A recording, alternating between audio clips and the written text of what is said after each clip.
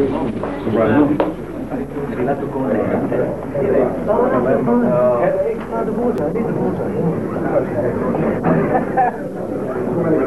See very careful. You want to do it? Skeleton like Verona. Oh, sì. Signori, Emerson, Lake and Palmer. Come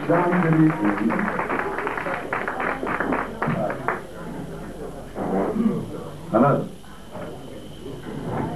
Is this one microphone? Yes. Unfortunately. Yeah. Want to go? No, really, but it's unfortunate because there's one. The interpreter's right here. Nothing changed. You need any translation? Yeah.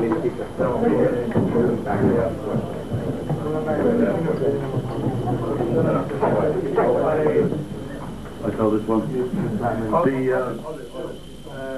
Traduco anche per quelli che magari non capiscono le domande in inglese. Chiede come mai ci sono stati motivi di soldi o di musica che hanno riunito gli amatori cantanti. So the question was, why did we get back together? And the answer really is that we were invited by a friend of ours called Phil Carson, who now owns a record company called Victory, which is a subsidiary of JVC, the Japanese hi-fi company, to make a soundtrack, a movie soundtrack. We'd never done a soundtrack before, and it seemed like something that we would be interested to do. After 3 or 4 weeks of working on the music, it was an experimental venture. We had written so much material that when Phil heard it, he said, look, you really should release an album. And we really, the band was inspired and we were working well, and I think we felt happy that we should make an album, and it was really half written before we decided to make it. So that's how it started really, as a film school. Allora, per quelli che vogliono sapere, il Castro, che era il capo dell'Atlantica ai tempi d'oro, il quale ha aperto una sua etichetta a Los Angeles adesso che si chiama Victory, e sentendo il materiale di questa musica da film ha deciso di fargli la proposta perché non tornati insieme ancora a fare un album, visto che il materiale è così buono. E da qui è partita l'idea che si chiama Black Moon. Quali erano stati i reali motivi del divorzio 13 anni fa? Why did you get divorced 12 years ago? At the end of the 70s, we had played so many concerts.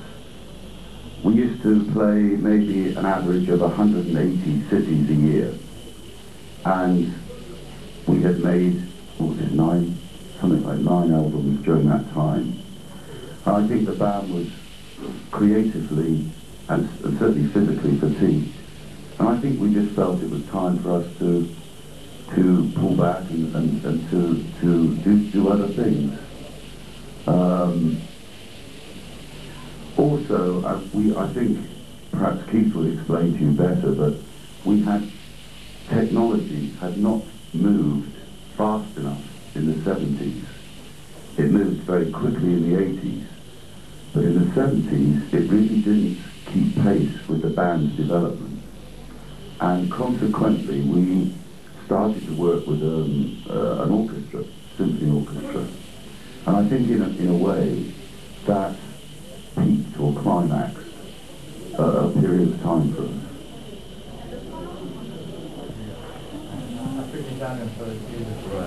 È stato il primo sperimentatore con il numero 3 e con Lemond. Dice lui che gli anni 80 sono stati velocissimi come tecnologia, come sviluppo tecnologico, però mi sembra che adesso lui ritorni alle sonorità di Lemond e si torni indietro alle sonorità. It's a full circle, and I think that with all the equipment that I've tried in my time as a keyboard player, that there is sometimes a serious lack of identification if you play too many factory type sounds from synthesizers. I get a more stylized, personalized sound from using the Hammond organ and the piano. But that's not to say that I still don't pursue synthesizers to complement those keyboards. Today, plus we've got a lot of extra things. We use a lot more projection now, which we didn't use before. We're playing music from every album we've made. We're playing something. We're playing roughly 2 hours. So there are theatrical things which take place, like they did before. I think you'd have to come and see it, really. It's hard to describe it. You'd have to come and see it. Allora loro usano praticamente lo show to lose an important venues like the Arena in Verona, which is the Roman amphitheater. And this venue usually same thing. Difficult to get rock and roll over there. You play rock and roll, but you mix your music with the classical music. What do you think? What do you can tell to the Italian authorities in order that we can save it? Can put it definitive rebut. I mean, personally, I think that there should be places where music is a very special event, and obviously the arena here at Verona is one of those places. And maybe it would not be suitable for somebody else. So, yeah, I mean, I can imagine certain rock bands would not be appropriate in Verona. Abuse the privilege. But yes, they may abuse the privilege. But on the other hand, I mean, our policy towards music is we're totally open. And so, really, all forms of music for us are command respect. I mean, but I can understand that abundance, and it's really the sanctuary of art. And I think one of the reasons for that is there are very special places. As far as I'm concerned, they should stay special. So if you've got anything. Dice che questi posti rispetta quello che dicono le autorità, che siccome l'Italia è un paese culturalmente più avanti.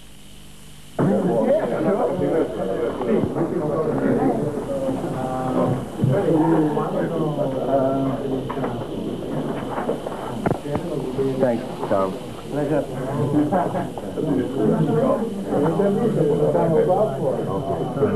Thank you.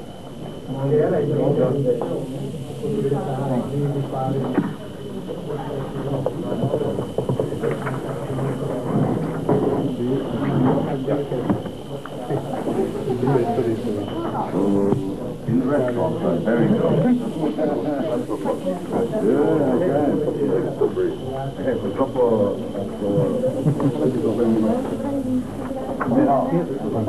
All the way.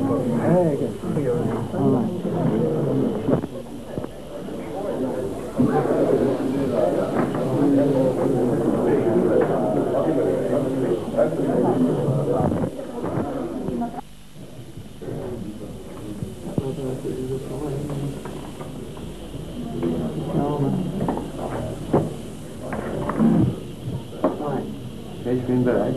Okay.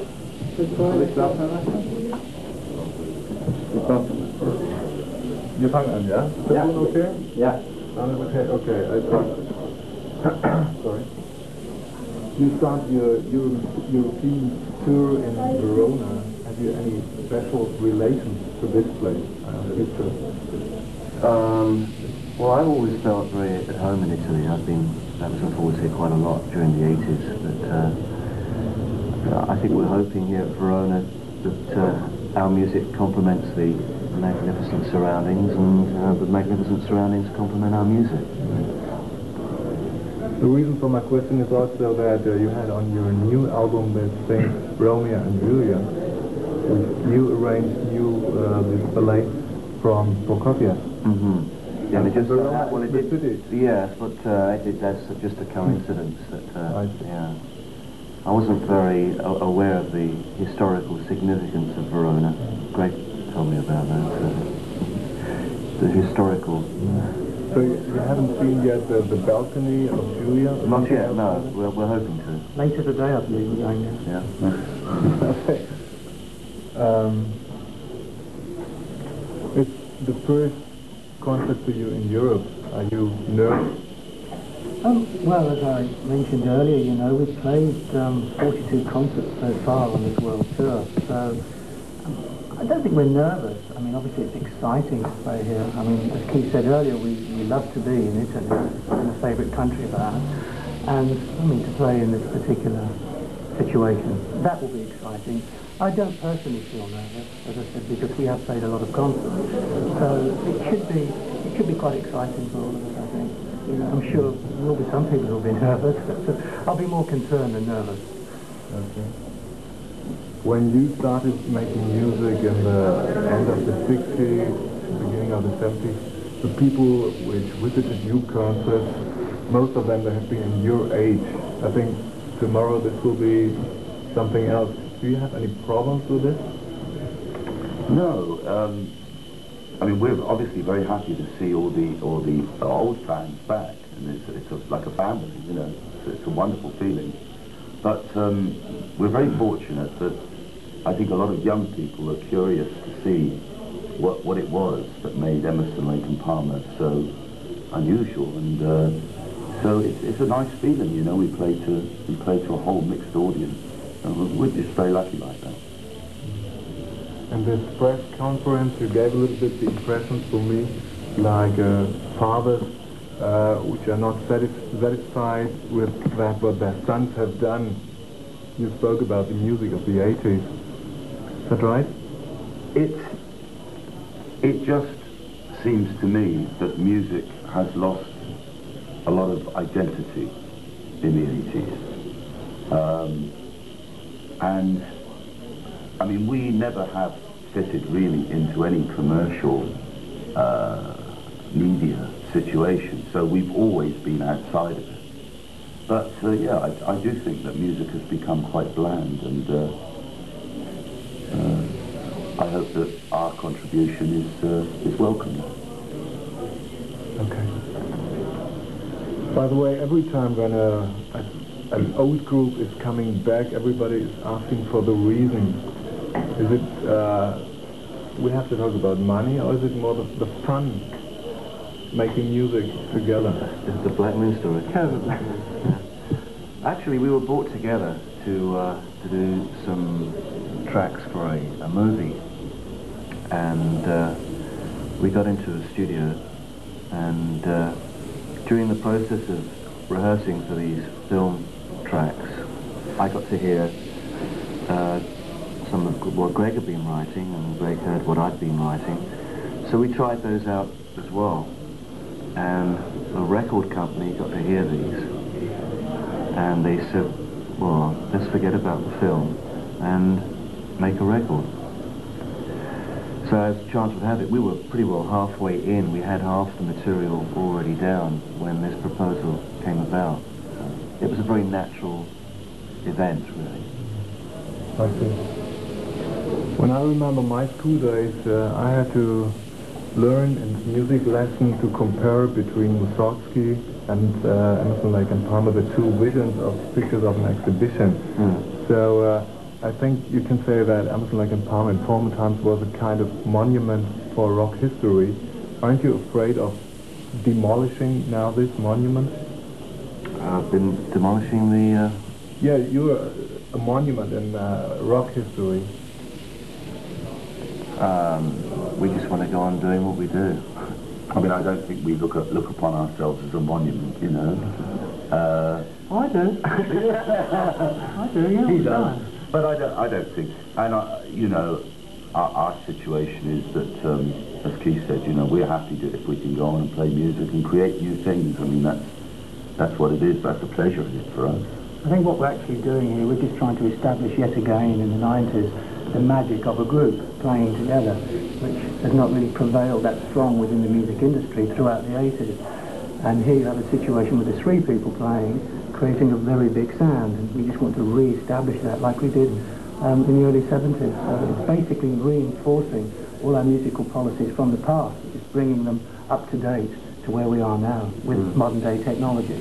That's what we're all about, really. Yeah, it's become more important for us to do that now because of technological instruments being created, and it just augmented our sound so much, you know. It makes playing the old material a lot more interesting. Can you try to describe the development since you were divorced 12 years ago? Describe that. Yeah, really. The development. Well, I think throughout the 80s, even though Greg and I were working together, Greg worked with Carl, we were all learning something. You know, I was doing a lot of film scores, and Carl played with another band. But all of this was a great learning experience, which we have brought back, you know, within the workings of this band now. And did it really change the sound of ELP? I think it has, you know, to a certain degree. I mean, the energy and the style of the writing is still there. Some of the instrumentation has changed, but it's still ELP. Okay. Thank you very much. Thank you.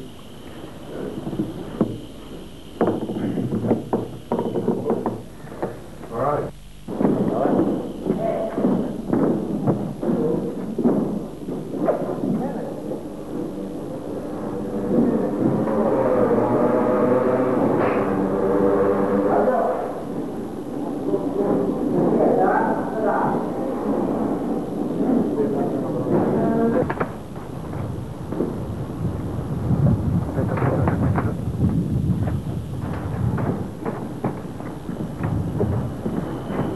Whilst you're, I'm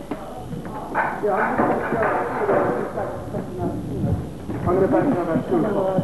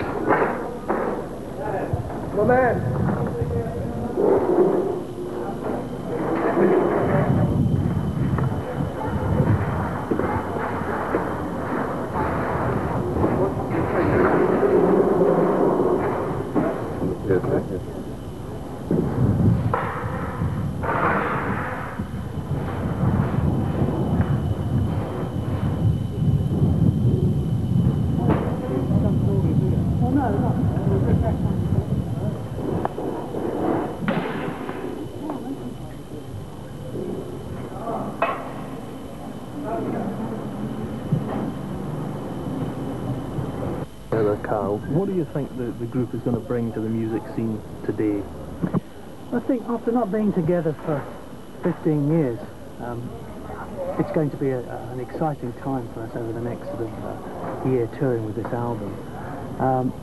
I think what we hope to bring back into the music industry is the sound of a group, you know, a sound of people actually playing, the positive side of music. Unlike a lot of the stuff which came out in the 80s, I thought was very sort of computer-driven, you know, a lot of button pushing. And I think it's now time to get that sort of identifiable sound back of a band playing together in a live situation. And we were always a live band, you know, that was the main thing for us. We designed the music to play in a live environment. We never really sort of thought, let's make a record. We always said, let's make music to play live, and then it will transfer to records, you know.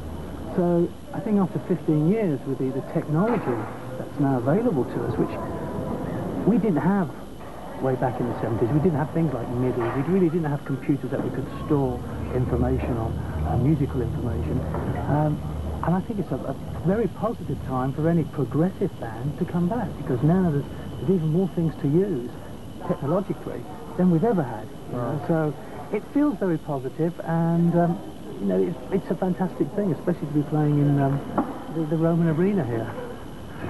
The drum solo was always a high spot of the previous tour. That was sometimes 20 minutes. Is it still as long and arduous as it was then? Well, yeah, I don't think it was ever 20 minutes. It was, I mean, the drum solo is something that we always do, just like Keith always rides his organ, excuse the phrase. Yeah, we still do it. It's shorter, there's no doubt about that. I mean, basically, I try to entertain as much as I can when I do that. It's not just the actual playing, it's the visual aspect. It's like everything we do. I mean, the most important thing is the music, I think the visuals which are connected to the music are there for a reason, and there are certain visuals in the drum solo which are there, you know, for a reason, to enhance the musicality of it all. So yes, it'll still be there, and there'll still be like many surprises, you know, new and old tricks that we've pulled in from the past. How about yourself as a musician? Would you say you're becoming a better musician? I think as far as becoming a better musician is concerned, it's hard to say, you know. Obviously you get wiser, I mean, as time goes by, you know, just generally in life you get wiser, hopefully. I think I understand a lot more as far as my instrument is concerned and what I need to do to propel the music along. It's difficult to say how much better you get, because I think the older you get, it tends to slow down, the actual progress. It's less, you know. It's not like when you first start playing.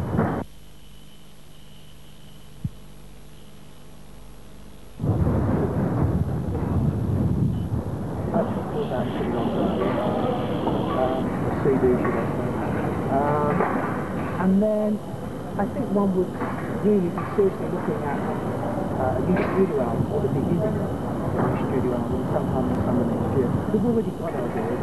I think what will take place, there will be a concept of exhibition. We're very fortunate to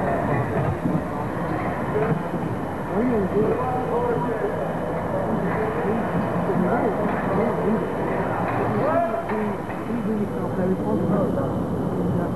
We thought,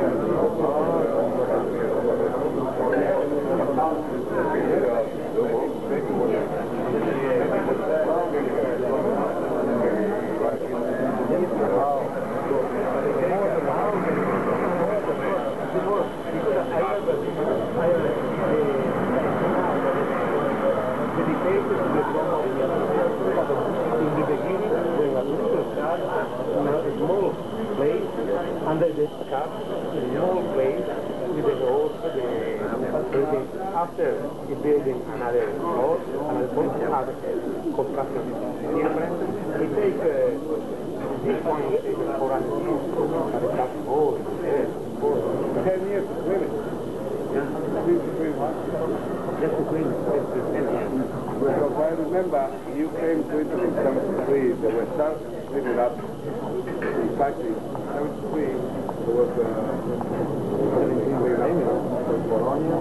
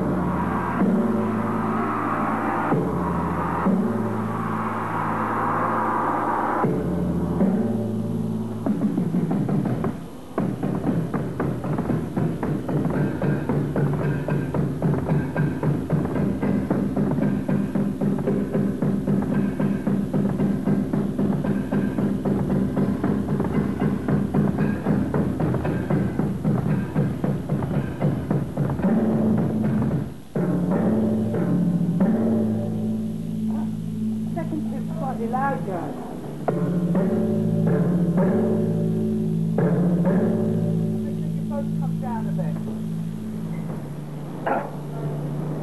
should have dropped the tips back on stage. Yeah, okay. Okay for you? Yeah, good.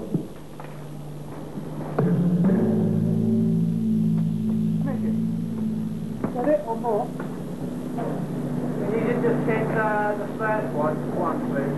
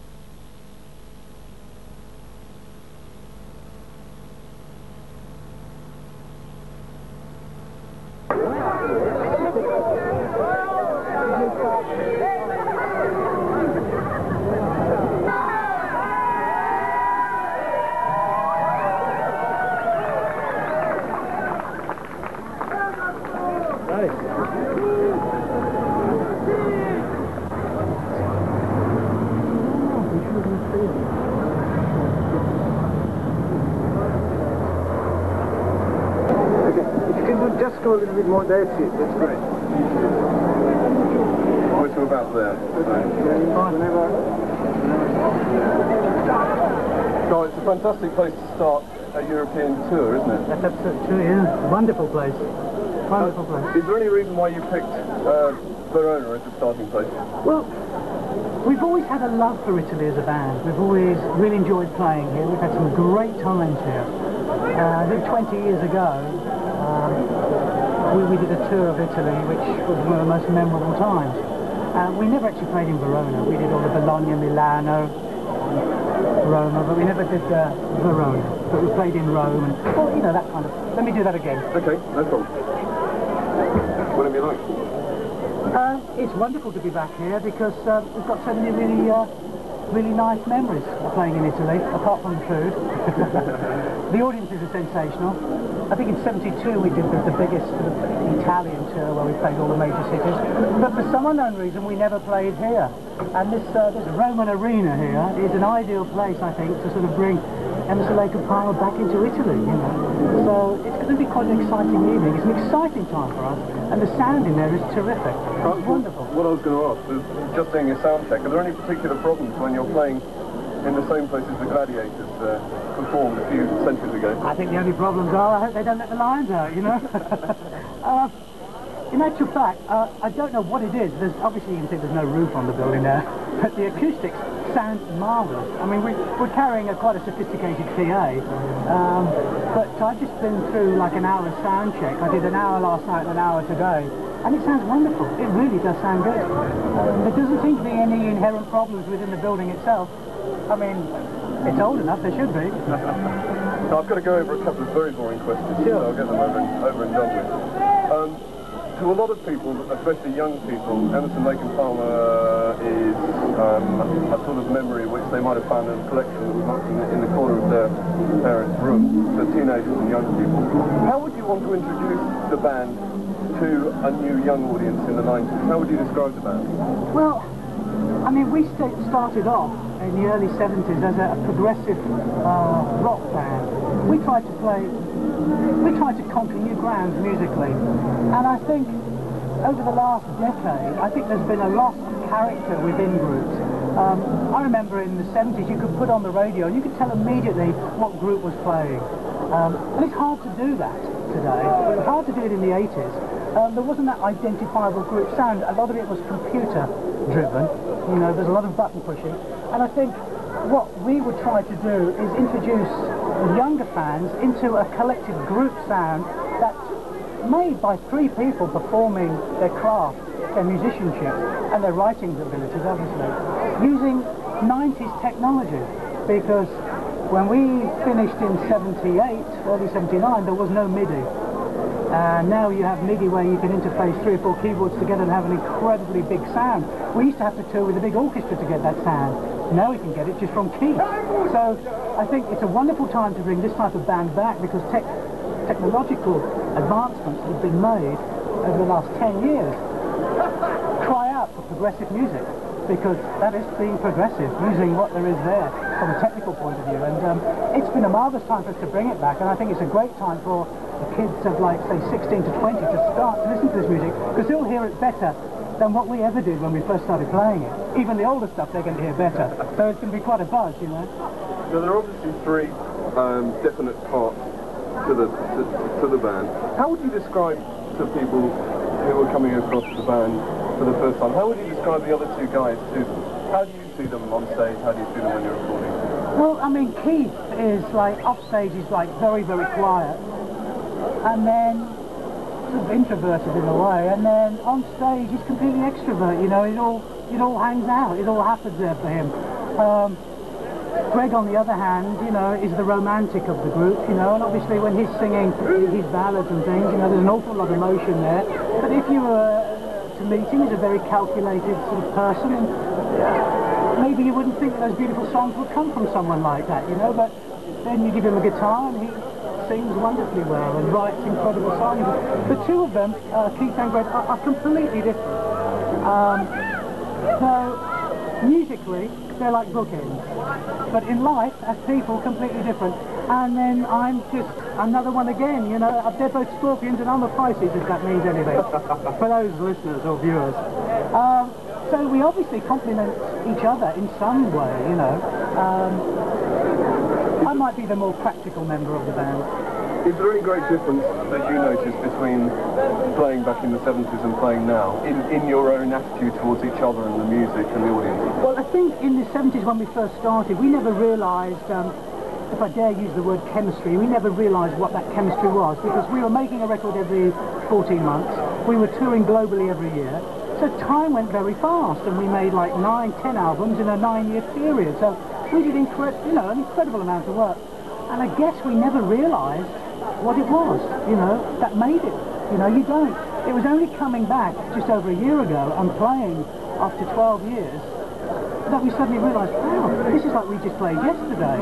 I mean, it happened, you know. It's like putting on an old pair of shoes. Ah, they do feel comfortable. Let's just resole them, you know, it's that doing. And it was marvellous.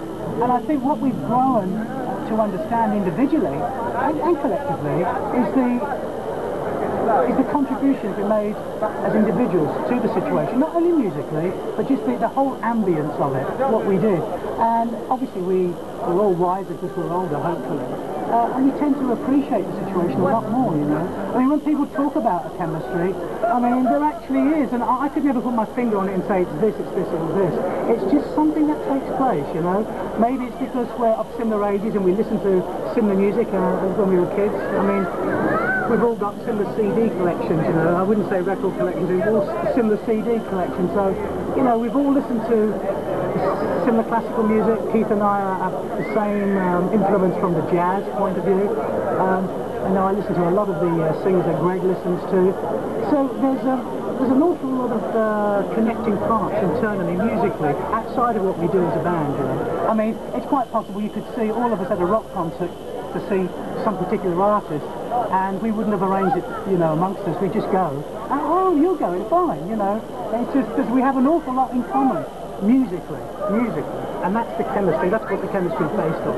Now, there are three tracks that I'd like to briefly talk about. First one is Black Moon, which has got a connection with an ecological project which is going on later this month, hasn't it? Yes, well, that's right. We're talking about the satellites, aren't we? Yeah, well, I mean, basically, it started off during the time of the Gulf War, Black Moon. That's how that started for us. And it looks like, you know, we've got an opportunity to actually play this in the studio, I think on the 28th of October. It is, isn't it? Yes, I think so, yeah. 28th of October, and we, obviously the astronauts will be able to hear it, you know, once they're up there. It's a one-off thing, you know. I mean, we're very happy to be doing that. I mean, we're not sort of standing on a soapbox and trying to bang home this ecological thing. We just figured that it was worth one song on our album, you know.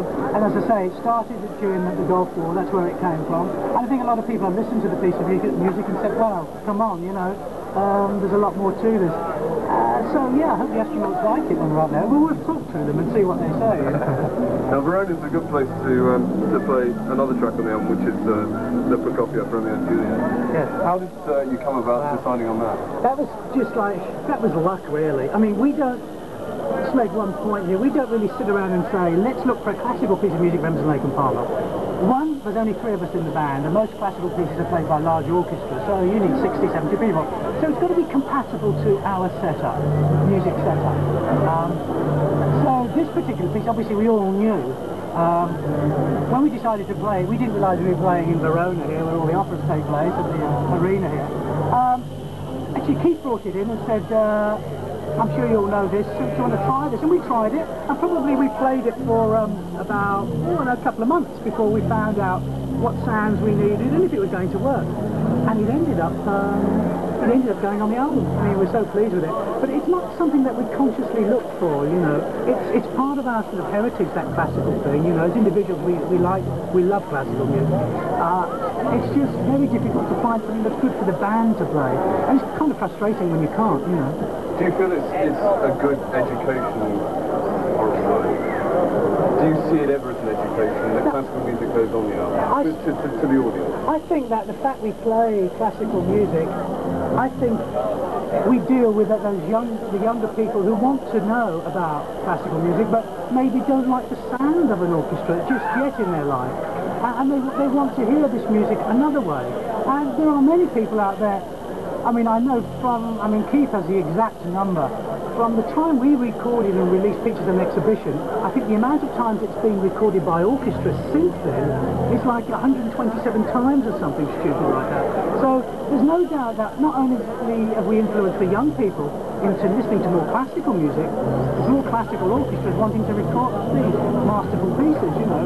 So I think I don't take it as an educational sort of way of presenting music. For me, it's more of, listen, it can be played with other instruments that you can relate to, and lots of kids can relate more to a synthesizer than they can a cello, you know. But I think what we actually do is we get them to go to the orchestral, the original versions of these pieces, because we adapt them, you know, we have to. We eventually get them to listen to the original version, and we just hope that they appreciate both of them for what they are, you know, and that's one of the objects there. Finally, the reforming of the group in the 90s, a new lease of life or a return to old ways? Well, I mean, it was quite a natural sort of beginning for us, you know. We were approached by a friend of ours, Phil Carson, who runs Victory Records, and he was approached. He approached us and said, listen, would you like to do some film music? Now, one thing we'd never done collectively as a band was film music. Keith had written various sort of spaghetti westerns and things, and a couple of horror films. I think he did one for Sylvester Stallone, Nighthawk.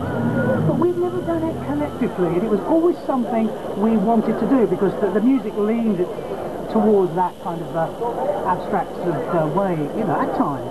And we thought, yeah, you know, our style is suited to certain films.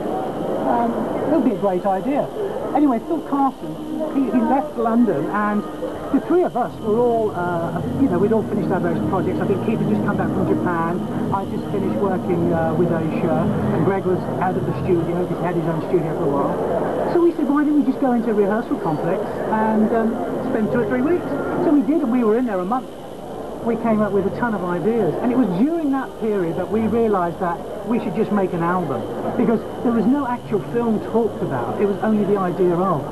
And of course then Phil Carson returned to England and said, right, let's get serious about it. And we said, well look, basically we are serious, and the serious aspect of this is an Emerson, Lake and Palmer album.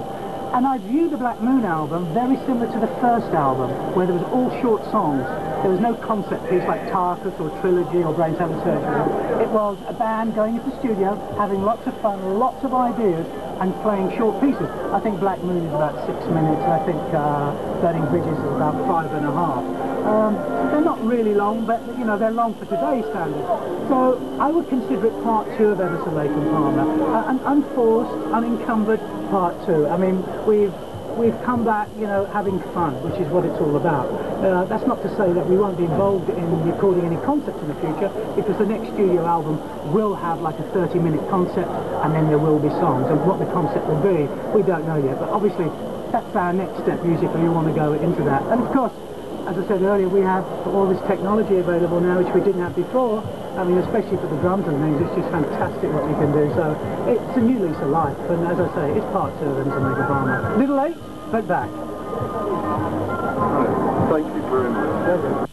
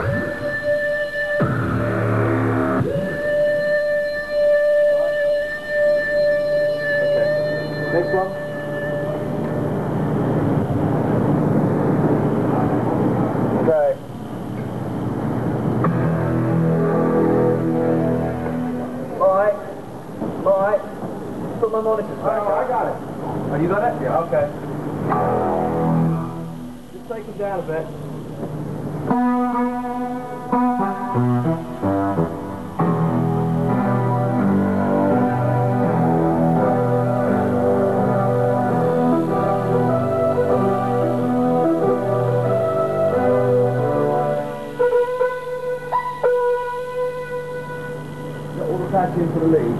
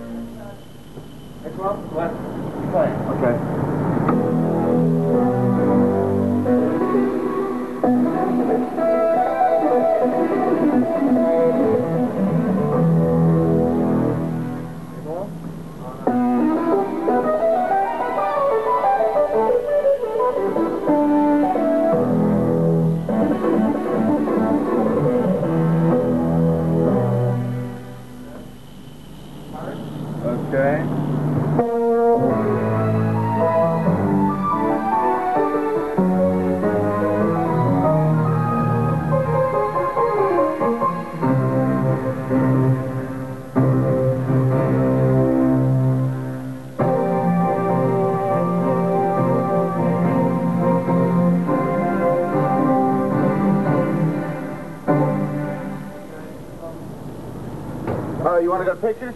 Yeah. All right. How you doing, dude?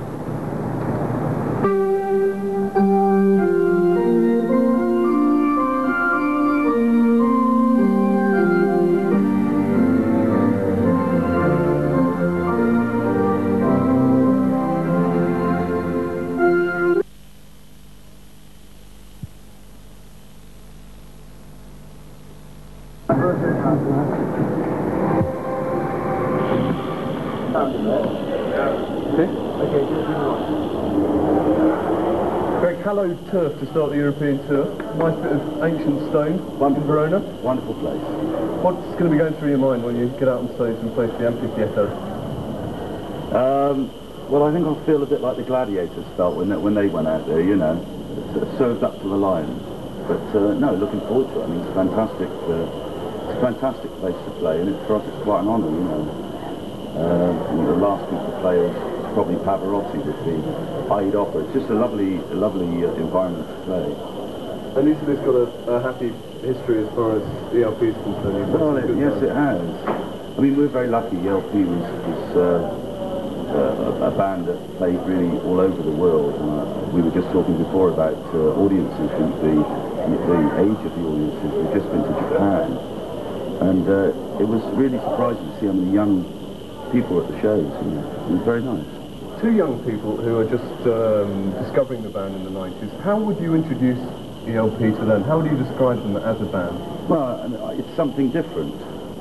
I think in the 80s there was it seemed to me there was a malaise in the music industry. There was not, the music seemed to me to lack a identity. It became very bland. It was mainly sort of dance, disco, or heavy metal, and not too much else really. I think in the 70s, I mean, if you played a record of The Floyd or The Who or ELP, you would know within the first 5 seconds who that was.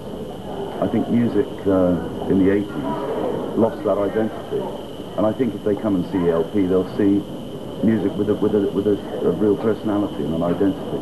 In what ways have you adopted and adjusted to music in the 90s as opposed to the music in the late 70s? Well, we haven't really. We just are ourselves. We never really strive to make commercial records. That's why a lot of our pieces are sort of 10, 15 minutes long. I really wouldn't know where to begin in terms of making a sort of commercial record. So we make records that we like. Principally, ELP is a live music. It's for live concerts. So what we do is make music to play live and then record it, instead of the other way about. A lot of people make records and then figure out how they're going to play them live. So it's a slightly different approach. Now, a lot of people are going to be getting to know you as individual pop people again to the public. How would you describe the other two to the public? How would you describe them? It's very difficult because it's like ELP is like a family, you know. I suppose we're all pretty intense people, but they are very creative people and very strong, tenacious, you know. ELP's music is very intense, and I think it's because we're intense people. But there's a chemistry about the music of the ELP, and it just is because we work well together as three people. Now, when you're out there on stage... Thank you very much. Quick plug for the band. Quick plug for the band. Thank you very much indeed. Where was I? Oh, yes. Yes. Before that quick plug. When you're actually out on stage, how much do you concentrate on your own music and what you're doing, and how much does it feel like a band of three? Do you feel like three individuals out there, or does it all mould together very, very quickly and very closely? Both things are true. I mean, when we're playing as a band, then obviously it has the feeling of bonding. It's just one music going on at the same time. And of course, with an audience, it's a tremendously inspiring thing. So you're not very conscious of doing it, really. It's something that's happening. It's not something you objectively think about. But we all play our individual parts. I mean, Keith plays a solo piano, I play acoustic guitar, and then of course it's quieter. And then you have a sense of being alone. You know, there's no band up there, and it's just you and the audience. It's a very intimate type of thing. What things have changed in your mind with the reforming of the band, within the band and the audience reaction to the band? What things, in your view, have changed? Funnily enough, not much. Before we started on this tour, we said to each other, you know, I wonder how it's going to be. I mean, you know, will people come at all, or if they come, what will be the reaction? You know, but we've been, I can only say, we've been really touched by it. I mean, all the fans from the past have come back, and it's been very emotional. Every concert we play, as you'll see tonight, it's an extremely emotional experience because we've been away for a long time, and I think the music of ELP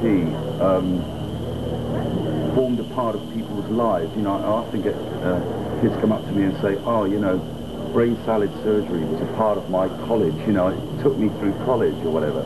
So I think the music of ELP, because it did span such a long time, has meaning to people in terms of their youth and their life, and so it's a very emotional thing. When you walk out there's a warmth. Now with the new album, there's obviously a clear meaning to a few of the songs, especially Black Moon, which is connected with a big environmental project, which is happening later this month. Yes. Well, you know, the environment is something that it obviously concerns us all, and it was something that I was actually watching the Gulf War one day on television, and I saw these pictures of this desert burning. I mean, of all the incredible things that you think you can, the last thing in the world you could burn would be a desert, you know, and it just staggered me to see it. And there was this one piece of film where the smoke covered the sun. It looked just like a black moon, and it inspired the idea for this lyric. And it's subsequently been to the United Nations is doing an awareness, promotional awareness thing. They've got a space shuttle, and I believe later on in October we're going to be communicating with them, and they're going to use Black Moon as the title song for this project. And one has to be awfully careful. I mean, it's a you know, touching thing. As soon as you start sort of crusading on any subject, you know, everyone says, you know, another band jumping on the bandwagon. But I think last year was a year full of events, tremendously impacted year. There was the Gulf War, there was the whole thing in Russia. It was a very, very impacted year, and so that's why really those songs were inspired at that time. On a more personal scale, there's a song which was created in Venice? Affairs of the Heart, yeah.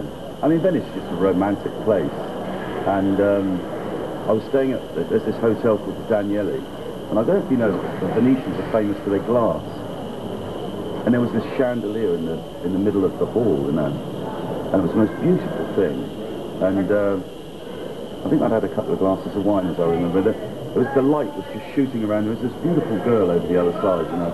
And I thought, what a lovely idea for a song, and I just got the title, Affairs of the Heart, and later on developed it up, and that's how that came about. And finally, Verona is a great place to be doing the Prokofiev Romeo and Juliet. Was there any special motivation behind it? No, it was purely coincidental.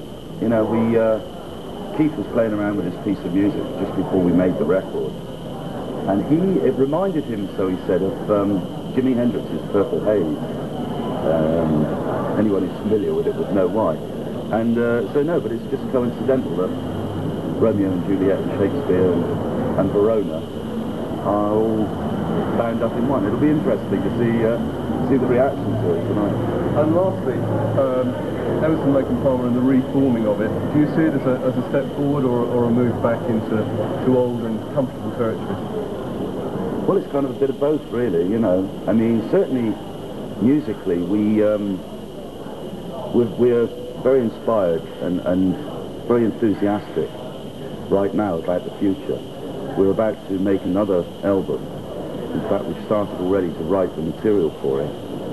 But there is obviously a nostalgia about playing pictures at an exhibition, Tarkus, all the things, brain salad surgery, and that is another part of it that, you know, I have to say I enjoy.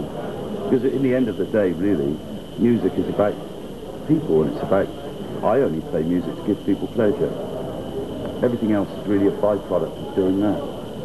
That's what started me in it, and that's really what keeps me in it. That's lovely. That's great.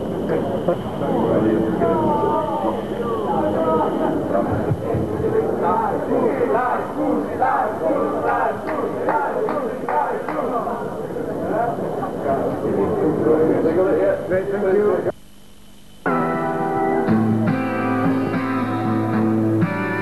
A bit too much bottom end in it now, just a touch.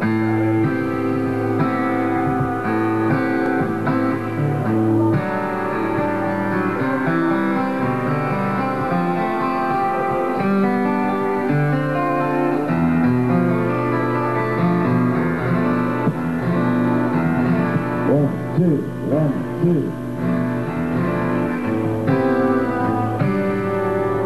Is that you, Ed? Headset, yeah.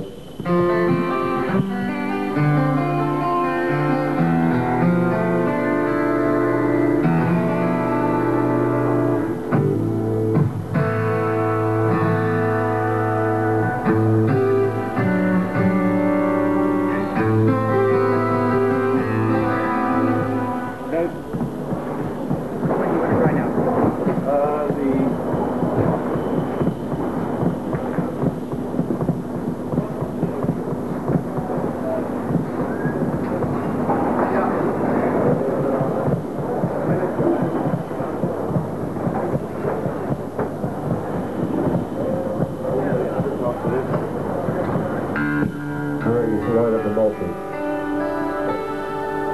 Hold on. Yeah, I reckon it's a line in the multi-chord coming out here.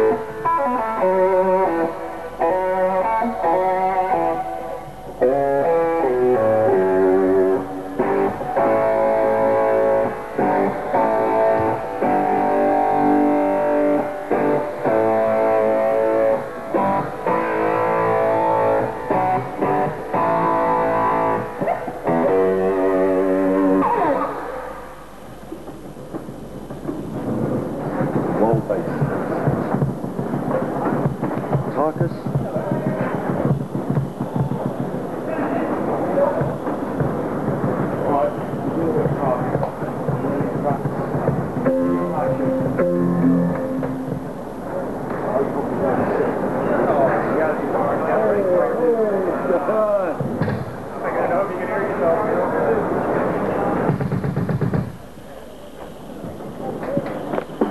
And also, gentlemen, once again, new monitor system. If you have any problems, drums, keys, loud, you know, all that sort of thing. Yes, we should be speaking to you in due course.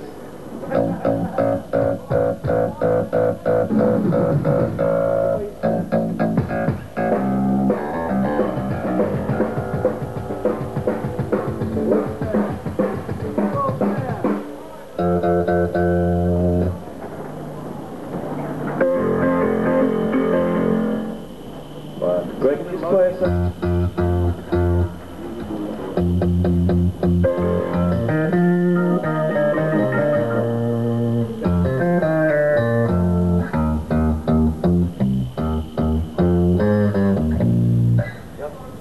Yeah, take Greg down for me, thanks.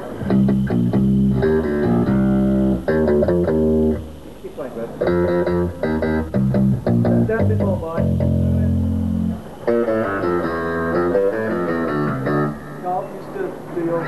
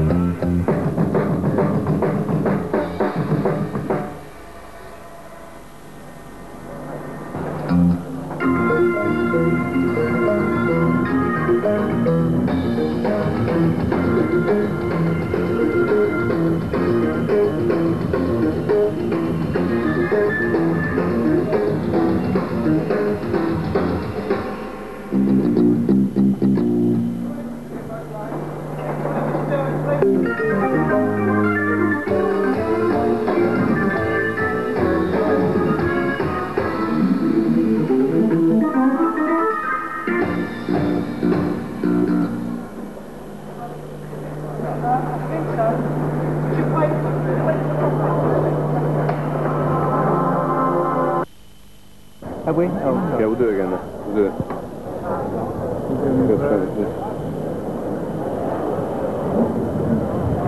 Final lap. You still have one of those Olympic...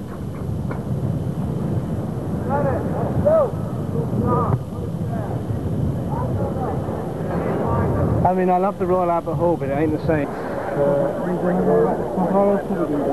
Okay. Okay, we're rolling. Keith, it's a great location to start off the European tour. Will you be thinking about the past history of this place when you go on stage tonight? Guess so. It'd be nice if we put a roof on it, though. Now, you've gone through the American leg of the tour and the Japanese leg of the tour already. How's it been going so far? It's been going very well. In fact, I wasn't aware that it was going to be a world tour. They only told me it's going to be one gig, but I packed so much in my suitcase, you know, so might as well carry on with the rest of it, you know. Is it everything you expected it to be? The reforming of the band, getting it back on the road, the new album, everything. Is it what you imagined it was going to be like? I didn't have any preconceptions about it. I sort of left myself open. I hope that, obviously, apart from the old fans that we had, we collected a few more, you know. But it's been very interesting to play to the different cultures on this tour. Going from America to Japan was a complete contrast in audience reactions. The Americans tend to leap out of their seats at everything you play, whereas the Japanese are extremely quiet all the way through, and you kind of get the impression that you're playing to a seminar rather than to a rock concert. They sit there analysing every little thing, you know, and they probably go home and take, you know, like huge, great sort of seminars and stuff on it. I don't know. You know. We've seen quite a lot of young people, 16 to 20-year-olds, queuing up outside to come and watch the concert. And there'll obviously be a lot of people watching TVM who are of that age. Yeah. How would you explain what ELP is about to those sort of people who maybe haven't come across the band before from earlier times? How would you explain what the band's about? Well, I've always found it difficult to really put an actual word on it, because musically we're very eclectic in what we play. We've never actually fitted into one set category. I mean, people have tried to stick labels on the band. In fact, it was quite hilarious in the early 70s. We were referred to as a heavy metal band. That's before you got all the guys with the codpieces and the tights giving it a whack, you know. And for those 16 to 20-year-olds, or the younger age group, what do you think most of all is going to stand out for them as being something they can get hold of? Is there a new kind of music that you've added to the mix, which is a 90s sound more, or have you stuck with the old sound just as much? Well, the instrumentation that I'm using now is a lot more sophisticated, so it does augment the old material which we are playing in the act. But I suppose really in the structure of the music we're very symphonic, sort of rock symphonic, if you were to put a label on it. But I find that very tacky to use that label even, really, you know. So there's everything in it. We're three musicians that enjoy playing music, and that's about it, really. Now, those three obvious parts to the band, how would you describe the other two, if you were pushed to describe the other two and their characteristics within the band yourself? I'm allowed to say this. Oh, actually we all have the same musical direction. In fact, that's really why we've stayed together so long. I mean, if you looked at each one of our record collections, you'd probably find more or less the same albums. Except I don't know where my record collection is at the moment. But as characters on stage, do you fit three different sort of personalities that mould together, or are you very much similar people on stage and off stage? I mean, how would you describe Greg and Carl as people? Are they the same as you? No, they're not quite the same as me. I think, I mean, Greg's a great socialiser, whereas I'm a bit more reserved. And Carl is a great sort of referee, I suppose. He's sort of in the middle and keeps things optimistic and up if they're not going too well. So we have a good balance in that way. Now, there's another classical arrangement on the album, I don't know how you describe it best, which is the Prokofiev Romeo and Juliet. Right, yeah. How did that come about? How was that sort of decided upon? Well, what appealed to me really was that when I heard the original, underlying I could hear more or less like a Hendrix type of chord structure going, and whenever we've adapted the classics, we've always tried to keep the original's integrity, but just enhancing it really with rhythms, and this seemed to be so much in keeping with the Purple Haze sort of rhythm, and it was a very easy job to just marry the two together.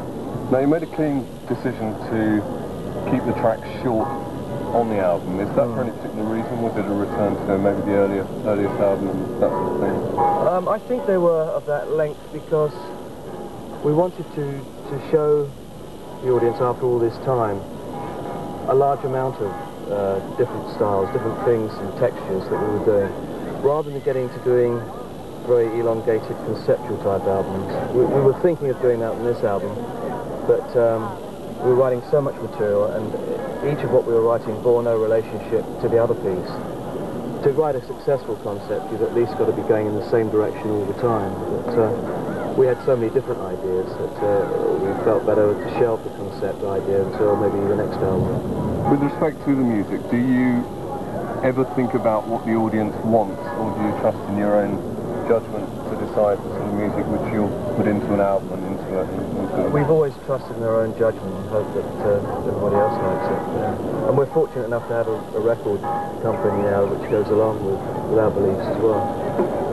And finally, the reforming of the band, do you see it as a step forward, a new change, or do you see it as a return to the comfortable ground of the 70s? It's definitely a step forward.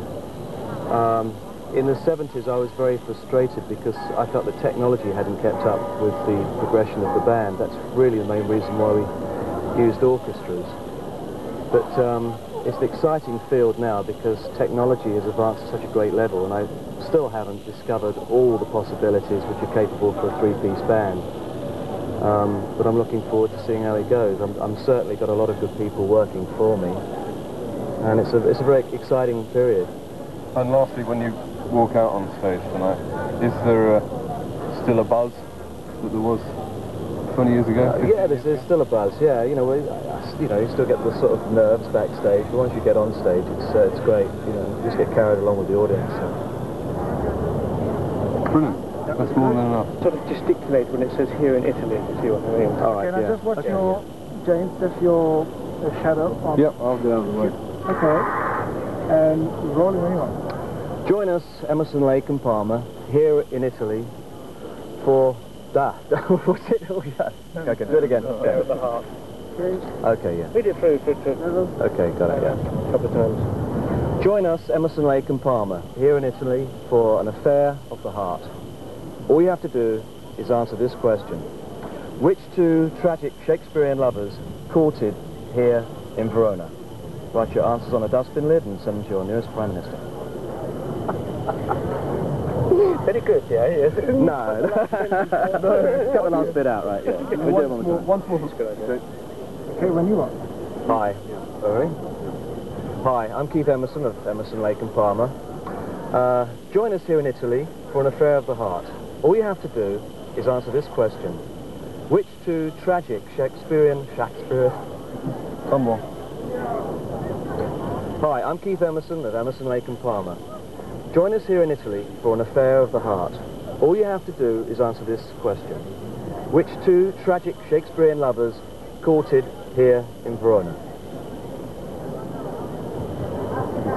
That's pretty impressive.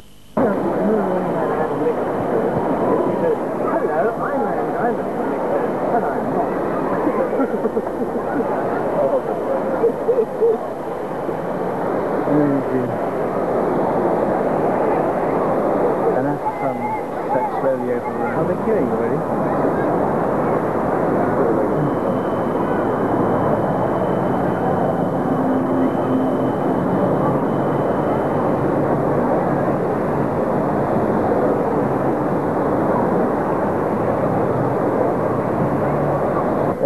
What's the name? The man's car. No, I didn't do it. No, I got it.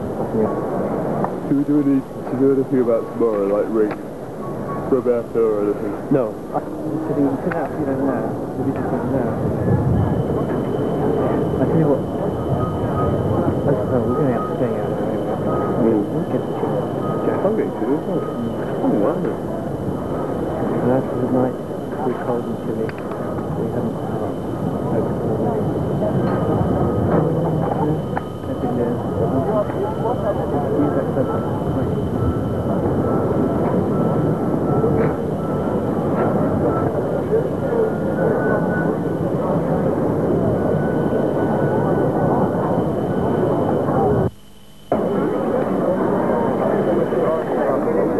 those individuals, because each person has his own individual strength, and it's felt real good. So I would say that this is a very positive part two of Emerson, Lake and Palmer. Great. Thanks very much, Carl. Thank you. Excellent. All right.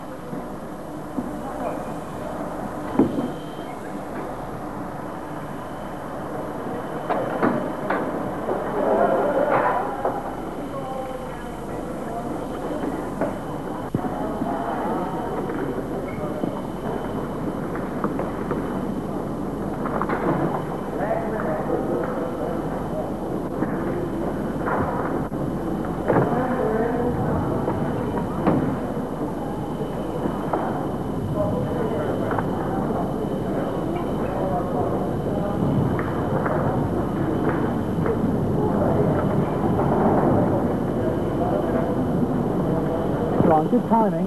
Yeah.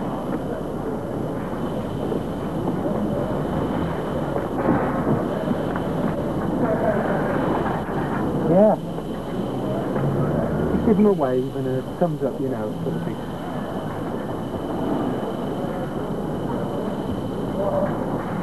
Let me just show you I know that control. Yeah. Mike! Yes, sound man, please. Mike!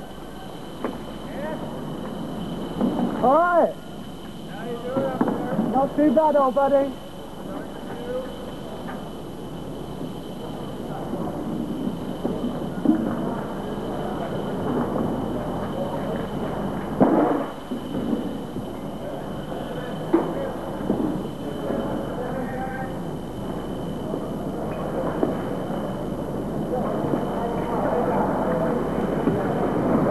Yeah, that's how you lay a carpet.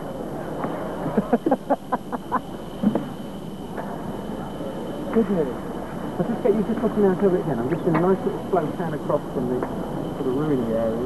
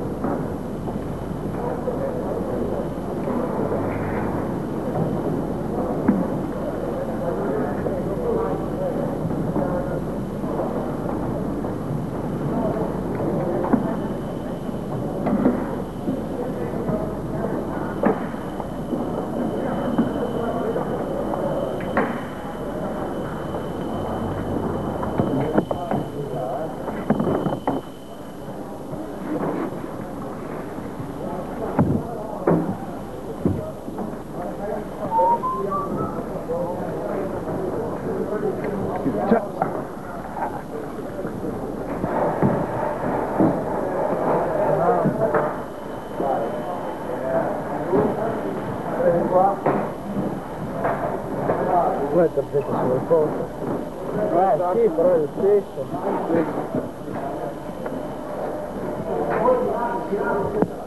No. Grazie.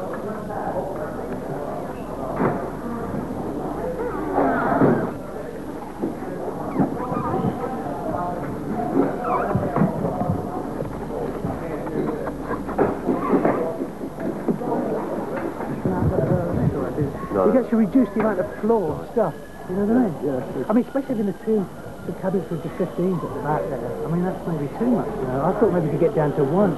I've used this one as well. I know what exactly what I'm doing. I don't think it needs to use that much. We'll see. Yeah, absolutely. It's good to come in at this stage. I just see it. Well, I've never seen it going up before. I haven't. Yeah.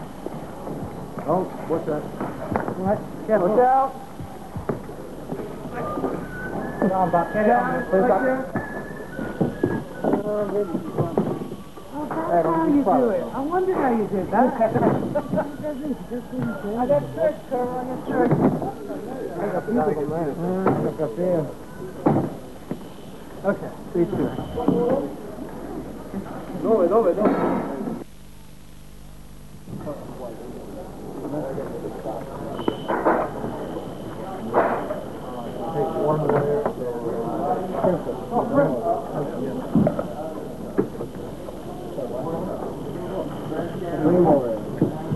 Yeah, bring them on.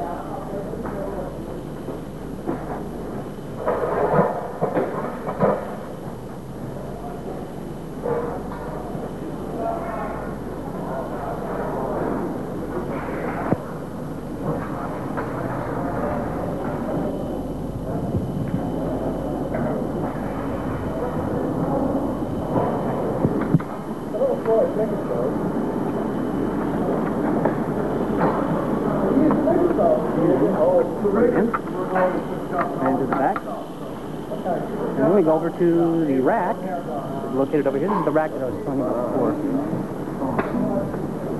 Be able to select the channel. You're not going to be able to hear anything right now because this mixing console is what brings up the volume. So you can take a look at the gauge right here. You can see it going over. All these are 12. So this is DI direct into the mixing console, which is located right behind me. Fair enough? This is all being affected into these effect channels over here. So I can affect whatever I want to with the signal coming into the effects unit. I can bring in whatever effects that I have down below here as well. Given each instrument, you know, the acoustic guitar, the electric guitars, or the bass, and the MIDI bass. Okay. Let me hook up the MIDI bass right now. It's a lot better, actually. Feel a lot better. Don't know what the hell it was. Had me in agony for a minute.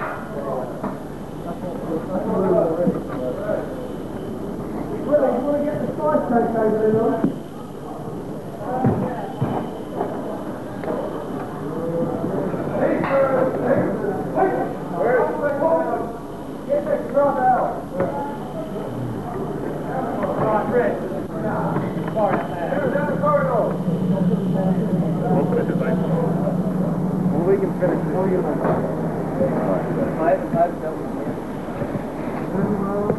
Pizzas if you're hungry. No, there's one perfect 2 pieces.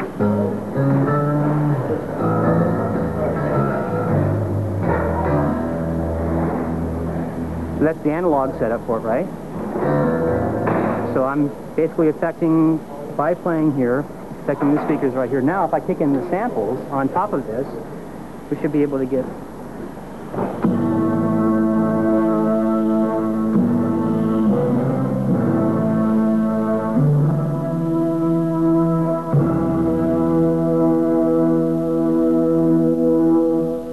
And this is what I was explaining before about bass, right? And the sample bass at the same time, so you're hearing actually this sound, the regular bass sound.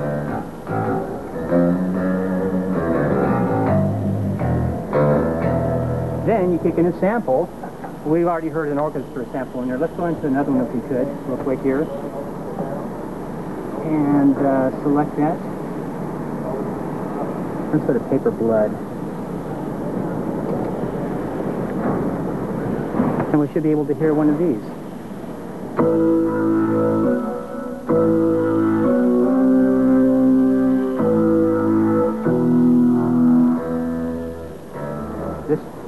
This string is not triggered with MIDI because it hasn't been programmed in yet.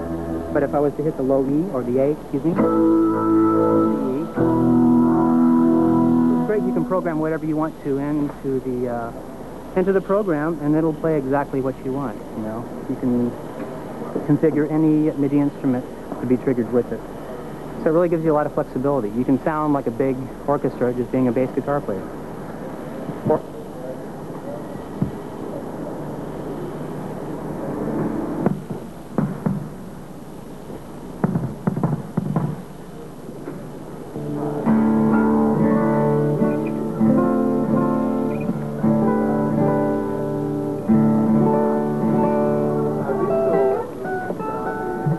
We can also You can see it's bringing it way out here. There you go. There you have it right there. And I can do this while he's playing on stage, just to make sure that the guitars I hand him are going to be properly in tune, hopefully in tune.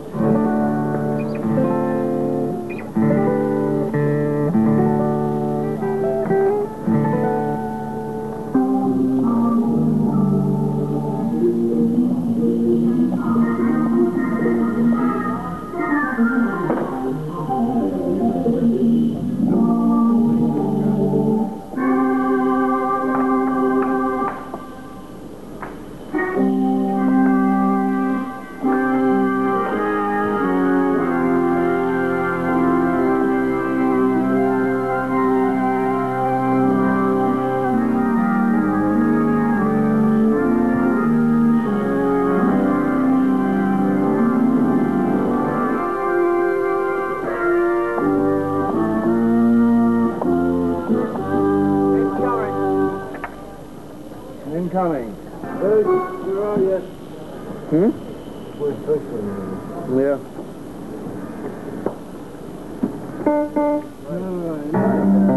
Just play the one you were doing just for a minute. Okay.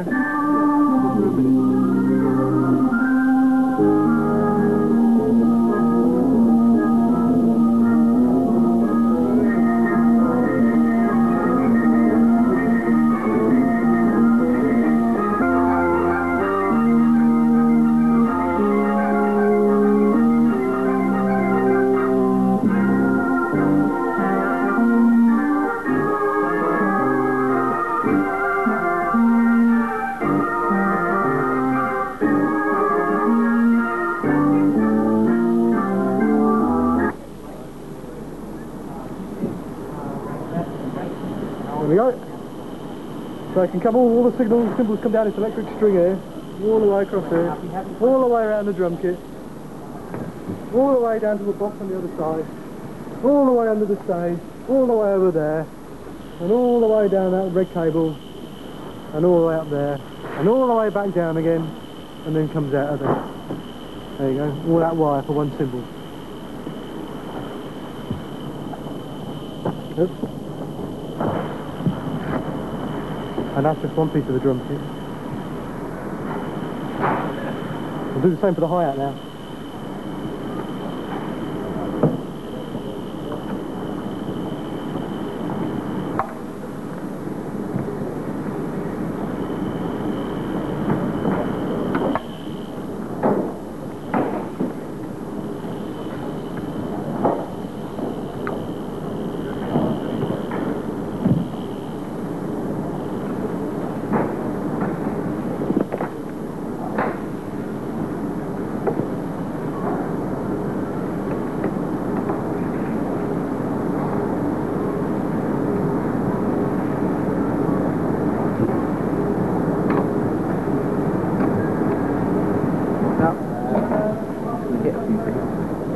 Make sure you've got the signal at that end.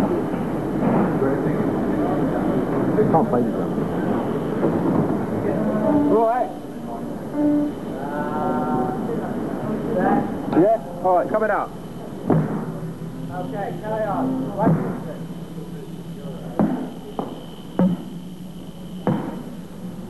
Give me that top three again, please. Okay, go. Right. Okay, yeah.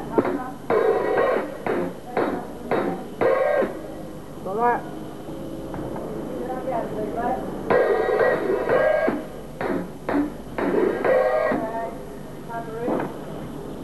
Tambourine, coming up.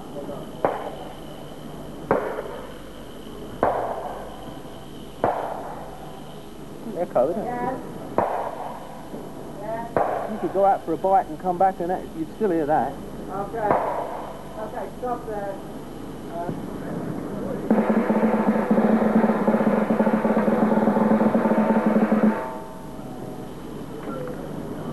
Go in here.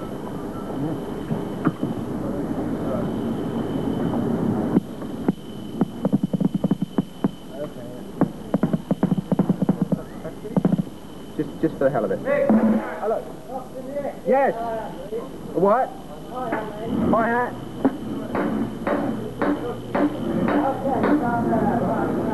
You got it? Okay.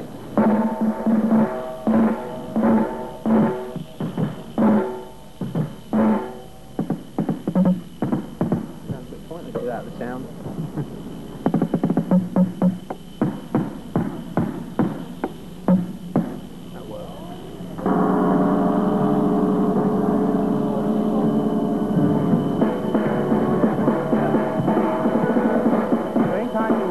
Exceed any of the limits that I have set for it, it automatically just kicks it up. It just pulls it back 3 dB at a time until it solves the problem. So, like I said, we've been on tour for 44 dates and we haven't had one acoustic feedback yet. So, either very lucky or doing what it's supposed to do. Cheers, baby. Your man's here. Good. Your man's here. Oh, with that, let me go talk to Greg Lake.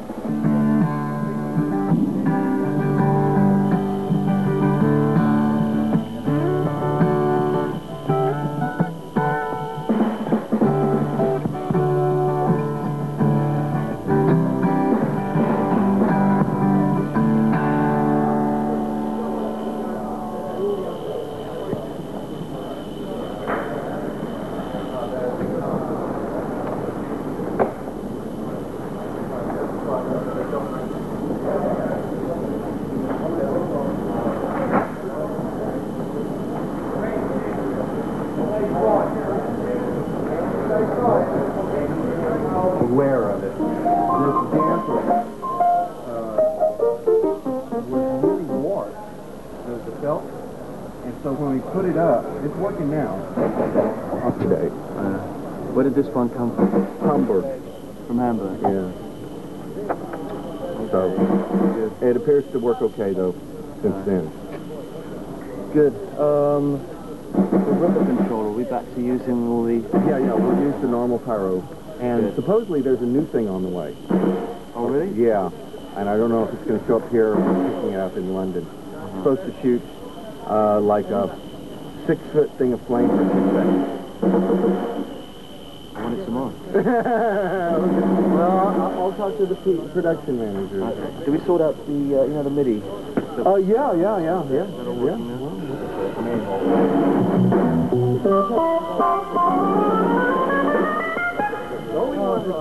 When I get...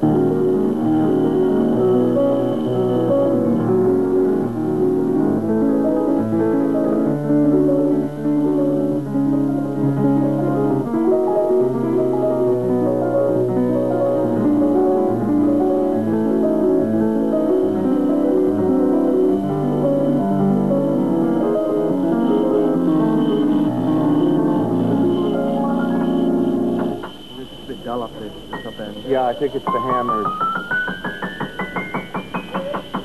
I think his piano was damp. Yeah. And I'll get him to sand the hammers.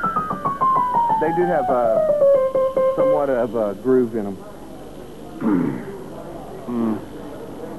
Was it a new one? I think it might be, I'm not sure how new. It looks new.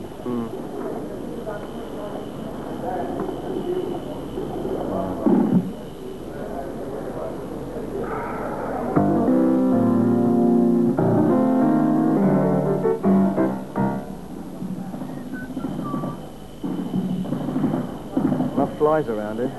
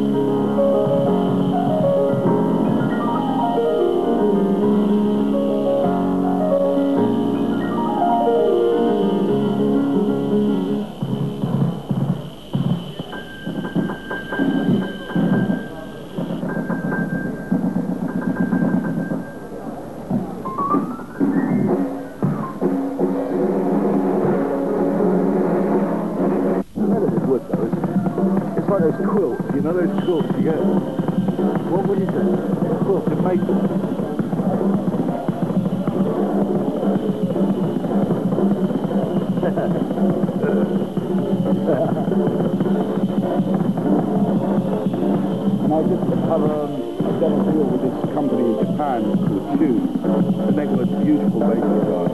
I'll show you one. Ron, have you got a tune for the one?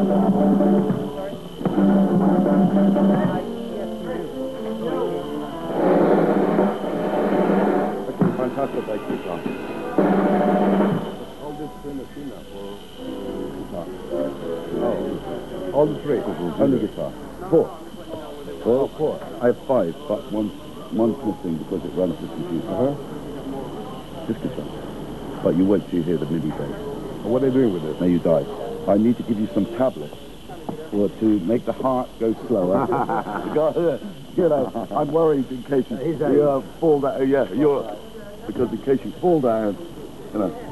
When you give me the tablets, now? You have a look at it. I'm sorry. And it's an occasional break. Oh, no, later. Yeah, like, We have plenty of time. Let me do a setup on it tomorrow. Yeah. but it's simple. But these shapes original. And then look at the little way it's inlaid. It's like, it's this lovely guitar. And then now they made one with even more ornate wood, but now it's got a whammy bar, you know, so you can, you know, crazy guitar. Very nice.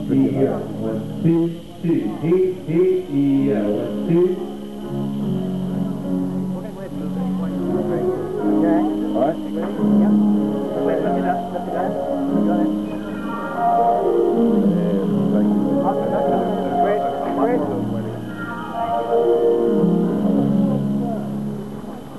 The body gets taken away.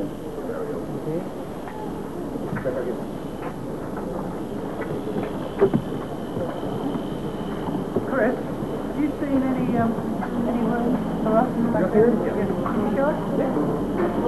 And we were able to, you're right.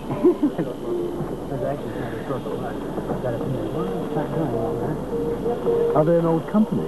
Brand new, a year old. And it's amazing how much they've done and how much they've accomplished in that time. It makes me believe that he's done something like this before, obviously. I think he's the guy himself's an old maker, but he's just started this company. And do you remember, I don't know if you've ever heard of Alembic races. Alembic, well, they're the sort of Rolls-Royce bass guitar maker. Right.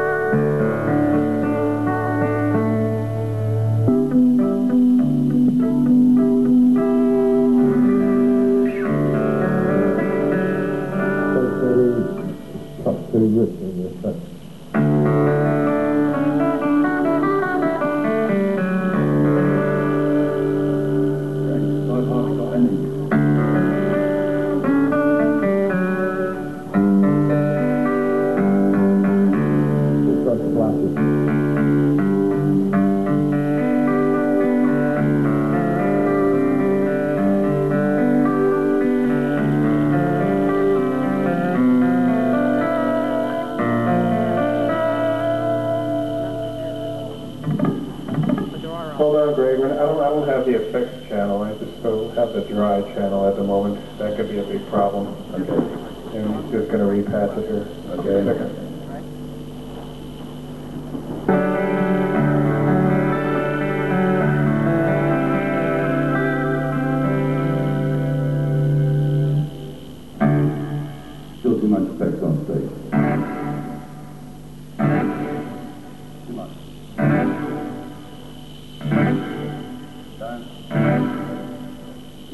the back speakers now, please, Fly.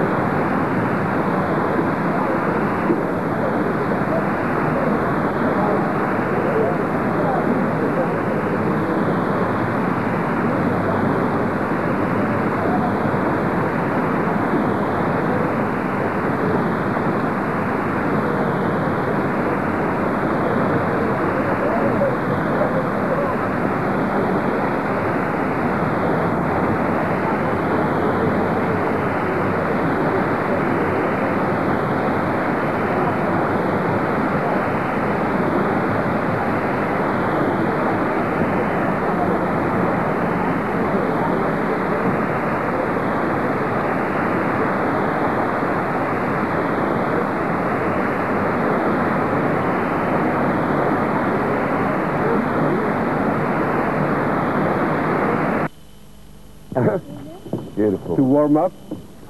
Fantastic place, isn't it? Look at that. Incredible. What a view. Huh? 2,000 years old, eh? Yes. Bello. Quello è un monastero del 600, praticamente medievale, poi trasformato, no, una parte di... Ah, it was a monastery. Oh, yeah. 600. Questa è una chiesa medievale, una chiesa medievale. It's just from Middle East. Fino all'800, fino al 1800, quest'area era occupata da case. Dove? Sopra qui? Che sono stati portate alla luce nella fine dell'800. Case romane? No, case normali, medievali. Ah, sì? Come tutto il resto del Fino all'800? No, Since 800 they discovered a lot of houses here. Really? Yes. Yeah. Ma quello che era del 2000 cos'erano i gradoni allora? Sì, i gradoni e le parti che adesso sono coperte. From 2000 years is the steps and the parts, the Roman parts that you can see, you know? Yeah. The 2,000 years ago. All the rest of there was plenty of houses here that they discovered, and then they took it away in the 8,000. Ma ecco, la cosa importante è l'idea dell'impianto urbano, cioè l'importanza del teatro. Io faccio il discorso di così come lo vediamo noi oggi, non è tanto per la testimonianza. What did they actually have here in the theatre? Was it plays? Music? 2,000 years ago? 2,000 years ago. Ma il teatro romano 2000 anni fa cosa si facevano qui? È quello che stavo dicendo. Cioè, la cosa importante è perché la città, facciamo che io faccio vedere la pianta, la città romana. The Roman city, as they used to be, the Roman town. Yes. La prima era questa. With the wall, col muro.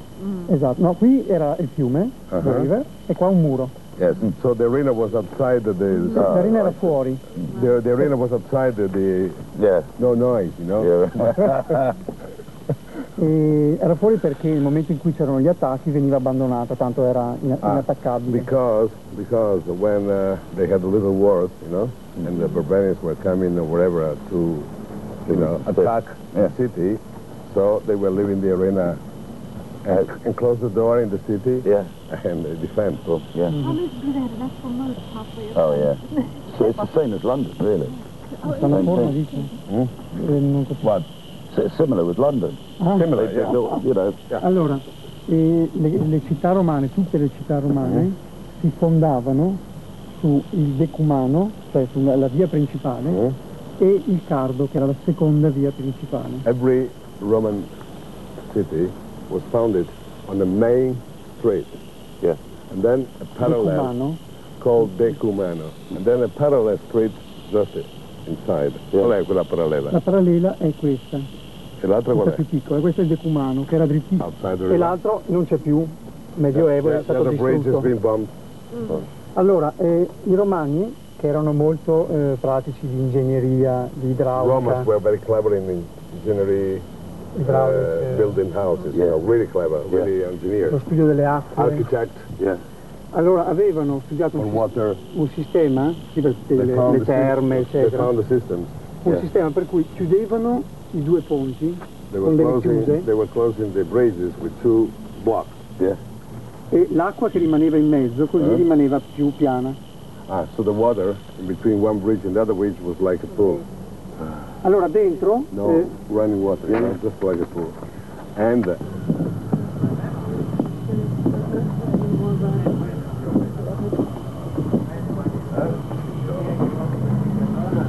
ecco, vedi che molte case romane, che poi adesso andando vediamo, le hanno costruite poi negli altri secoli, nel Medioevo, prendendo le pietre da questo teatro o dall'anfiteatro. Cioè, il fatto che ci sono anche poche resti è perché li hanno riutilizzati per costruire. The Romans, they were building houses, taking stones from here, from there, They were building,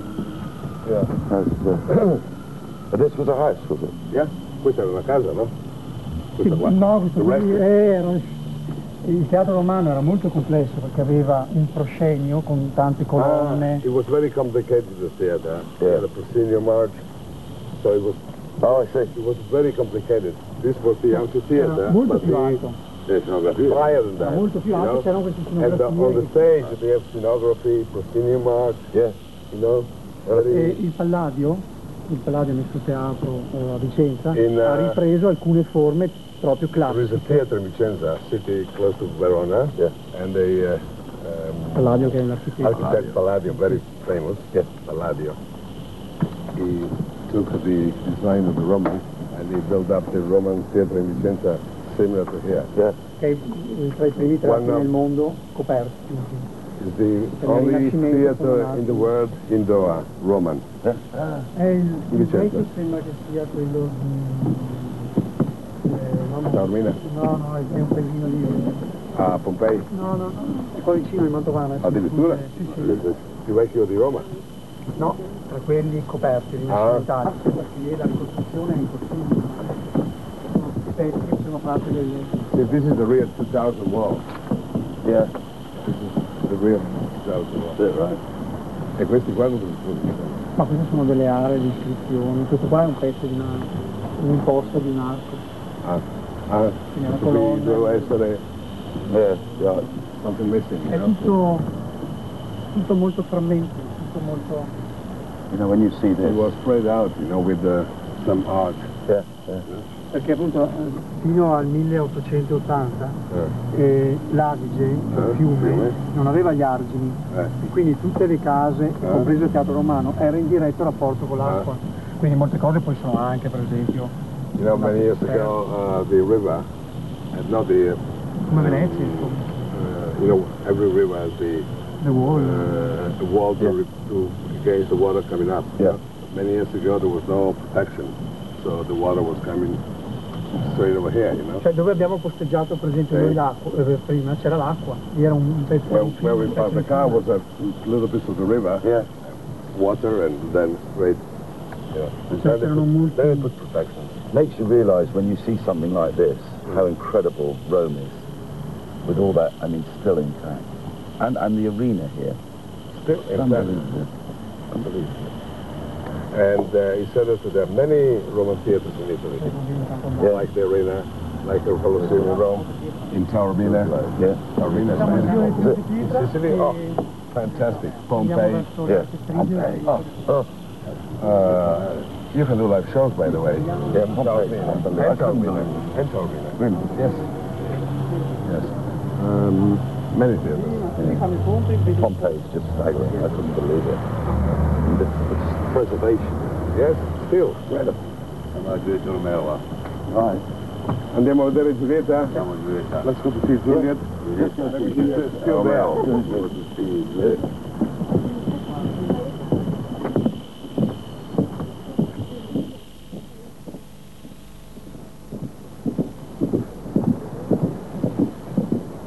Nice theater, huh?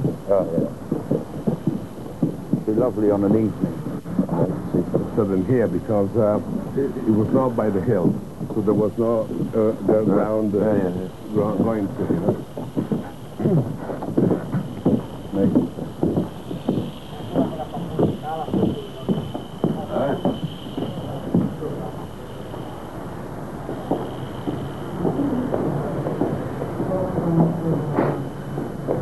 Tanto verso fuori.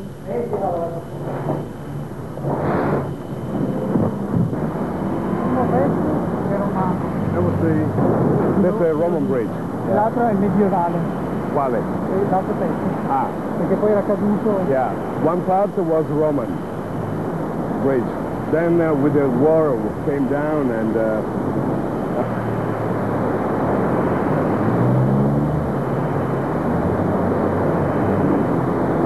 una volta i muri non c'erano, quindi le case andavano direttamente nell'acqua e l'acqua entrava dentro, quindi portavano le barche, come a Venezia.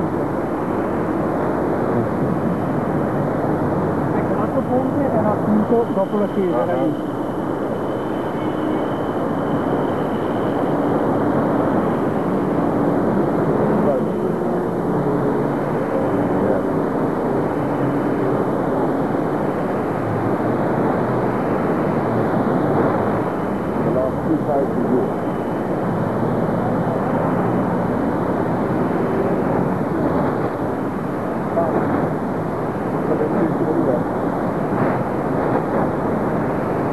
like walk. You see, here is very calm, and here, they were closing the two bridges, you know? Yeah. Closing two bridges, boats in here, and for fun, with a lot of people, have a battle. Battle. I thought it was great. Oh,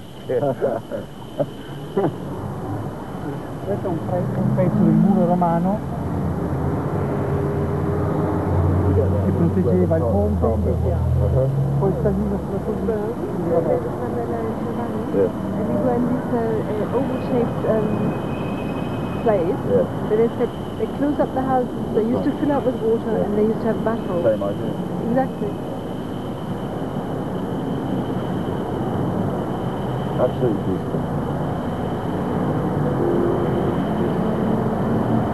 The architecture is absolutely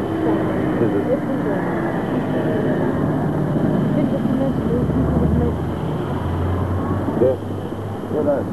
Still there, all of it. Really. It's like oysters. thought you had that in America. Yes, they have in Disneyland. You know what's incredible? Disneyland. Plastic. Yeah. He touches plastic. Disneyland and Disney World. You know what's incredible? In Italy, around every corner, you see something else. But every city. Yeah. Because you can go in any Italian city. Next city, Vicenza, where he lives, same. Yeah. Padua, my hometown, same. You come to Padua? Oh, yes. Like the entrance. The entrance. I know. You come to Padua. I know. I know. I'm from Padua. You see Padua, St. Anthony Church and the Roman Theatre? Yeah? Yes. We went by train to Venice and we got off early. It was hot. I didn't know the Anthony was from Padua. Yes, he is. Really? We traveled with him. He was with us. His family? Yeah. I remember his father came to my house, but they never told me they were Padua. But anyway, every city is like this. Yeah. Not just Verona. Every city. Even if you go to Milan, downtown Milan, you see the castle? Yeah. Fortesco? It was all started then, right? All begun. I mean, of course, Rome is the best for Roman ruins because they were living there. Yeah. Oh, wonderful. It was a holiday, you know. They had the vacation. The Roman people were on vacation in the mountains, so out in the hills. Three, Taormina.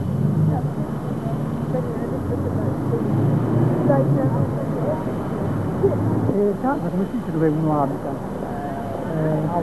House? Yes. Dante di Vienna. Really? You hear that, Mike? Dante. Per tutta l'Italia perché assieme a Genova e a Treviso viene chiamata città dipinta, urbis piccica, nel senso che era piena, tutte le facciate delle case erano molto arricchite da affreschi. Da affreschi così fuori. E questo a partire dal 300-400. Verona, Treviso e Genova. Proviamo a dire perché è importante. There were three cities in Italy in the 1300, 1300. Dal 1300. From 1300 onwards, three major cities in Italy, they were called painted cities. Those cities were Genova, Verona, and Treviso. Right. Why painted cities? Because every house was, you see, they were used to put painting on the house. So these three cities were the major cities with a lot of painting in the house, but famous painting. Really famous. Portofino, all the houses are painted there. A Portofino dove ero andato. Dice che, maybe because it was close to Genova. Ma più colori di... Maybe they had more colors over there. Yes. But in Genoa, like that. You see? Boats. Questa è la Nice, storia di un commerciante. Still the same. È la storia che è molto strana, è la storia di un commerciante diventato molto ricco e che allora ha fatto dipingere tutte le fasi della lavorazione dei maiali per fare i salami e del latte per fare il burro e i formaggi, e quelle sono le navi che... Oh. Look at this.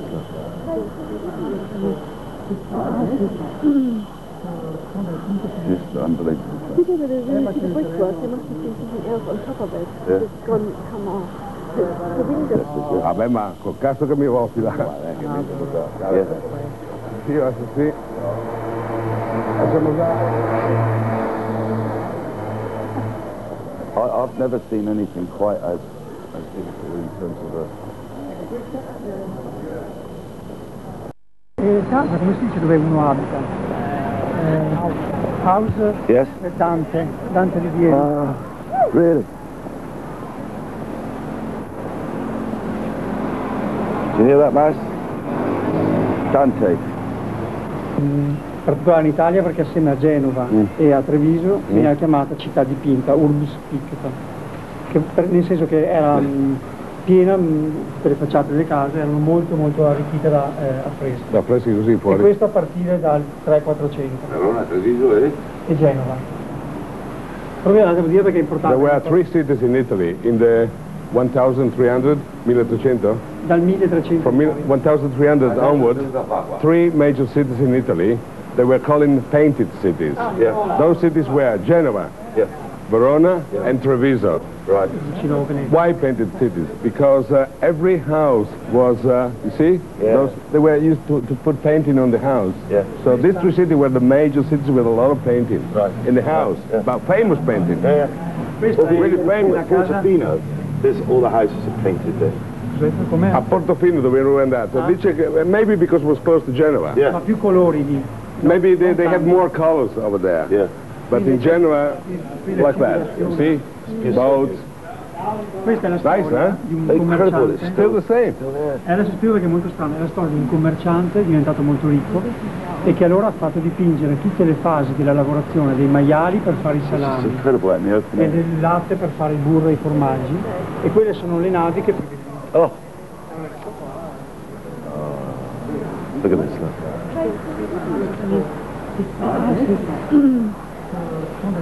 Just unbelievable. People that are really good at brickwork, there must have been something else on top of it that's come off. The window. Vabbè, ma col cazzo che mi va a filare. Io adesso sì. Facciamo già. I've never seen anything quite as beautiful in terms of a... Yeah.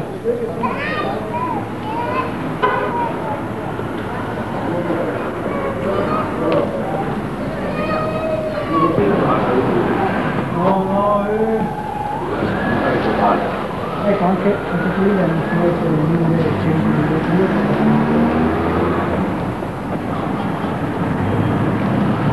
Sempre dritto? Sì. Da lontano che dritto? No, sono Piazza Erbe, sono un po'... Ciao a tutti!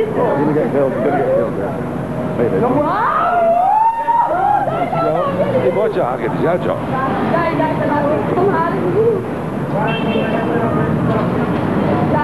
Fede. Thank you.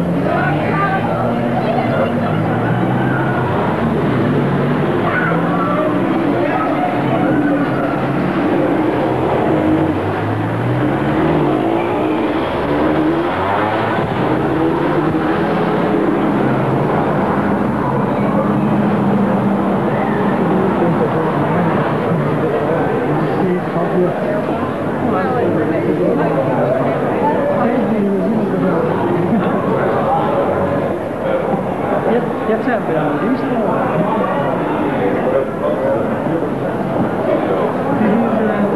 Piazza Erbe, vecchio foro romano. Yeah. Foro. Finite un attimo qui per riusciamo a capire se no. Questo è il foro romano, tanti palazzi romani erano tutti in Roman building around here. It's an incredible time. Just incredible. Unreal. See the painting. Different painting. Different painting up there. Questa è dalla... C'è la virtù della carità, infatti è una donna... Con Leone Romano, del Veneziano e Teometi. Ah, ecco. And the Venetian lion said, where are you going to put it? Yeah. This belongs to Venice. Yeah. Questo è il barocco. Unbelievable. 1600. Baroque style. It's breathtaking. Look at this. Questa appunto è la carità. Non sai che mi È Caritas, Virtute Caritas. Latino lo so. You don't see too many of those, do you, right? Look at that. You know what's fabulous too is that, I mean, there it's an art museum, and here it's normal life, normal daily life. You know. With shops. Yeah, market, casual life going on, right? And I suppose really that's the Questo lo fa ignorante. Ignorante.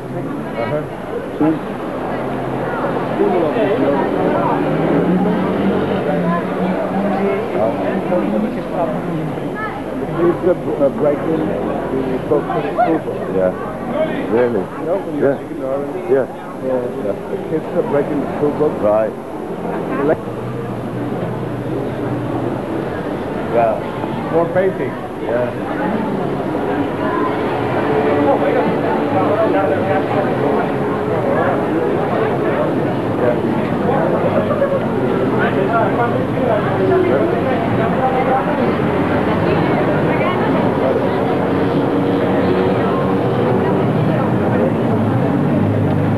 hey.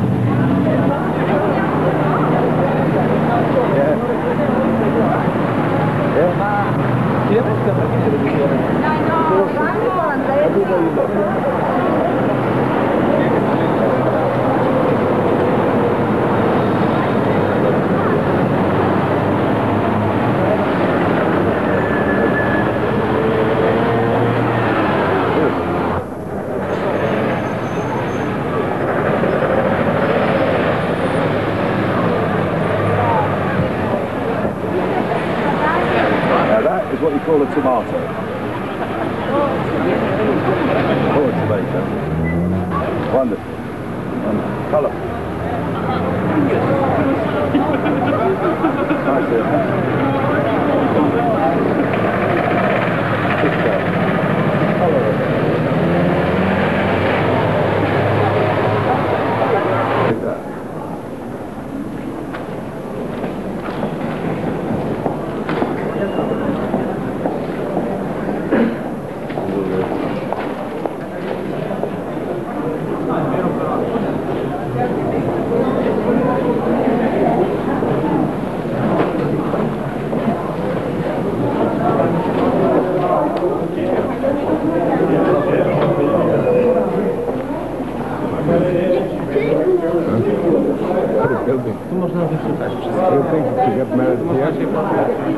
Look at that. She's got married right now. Not bad, huh? No bad idea. Huh? No bad idea. What do you think to get married over here? Like this too. Look at that. Look at the spouse. Over there. The spouse. They just got married. No bad idea to get married here. Romeo and Juliet. Romeo and Juliet. Romeo and Juliet. Yeah. Original.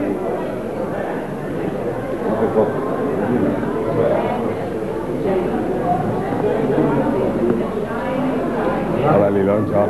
Ciao. Lilón, come sta fermo? Ma cosa è questo, va? Quasi è la finestra, questa? Il balcone quello là, famoso. So this is the balcony, yeah? Yeah. Quanti anni?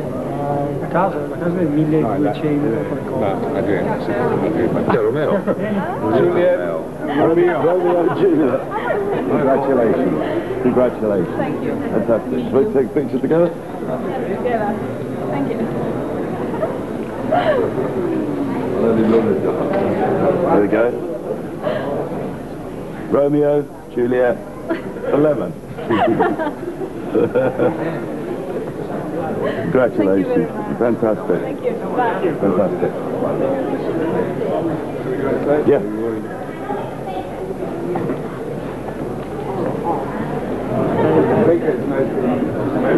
Yeah. Huh? Yeah. That's fantastic. To see them married. Unbelievable. There he is. That's your friend? Me and the boy. That's your friend? Me and the man. Willie. Great. See? Notice, very nice earrings. Matching earrings.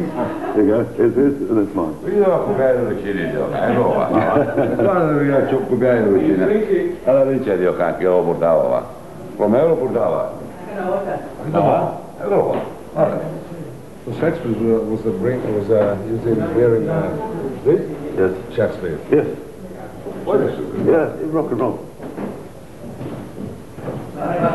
Questo l'ho portato, diciamo. Ah. No, quella è la scritta del... No. Vai, vai. No problem. Bisogna andare sopra? Sì, prego. Tutto andare. Sul balcone? Sul balcone?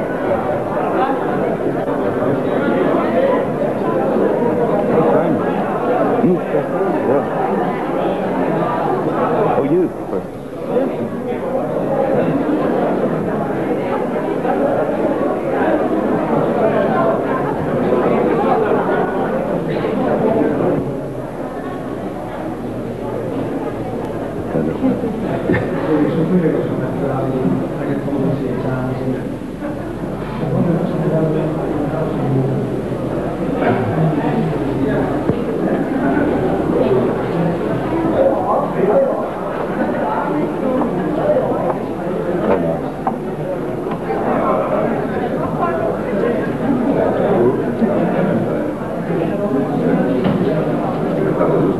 did it from courtyard.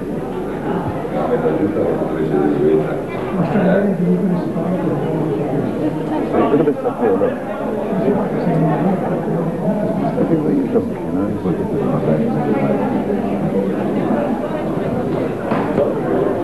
The same way round.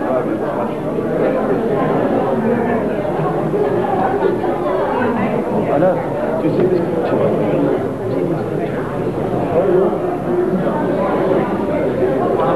Very nice.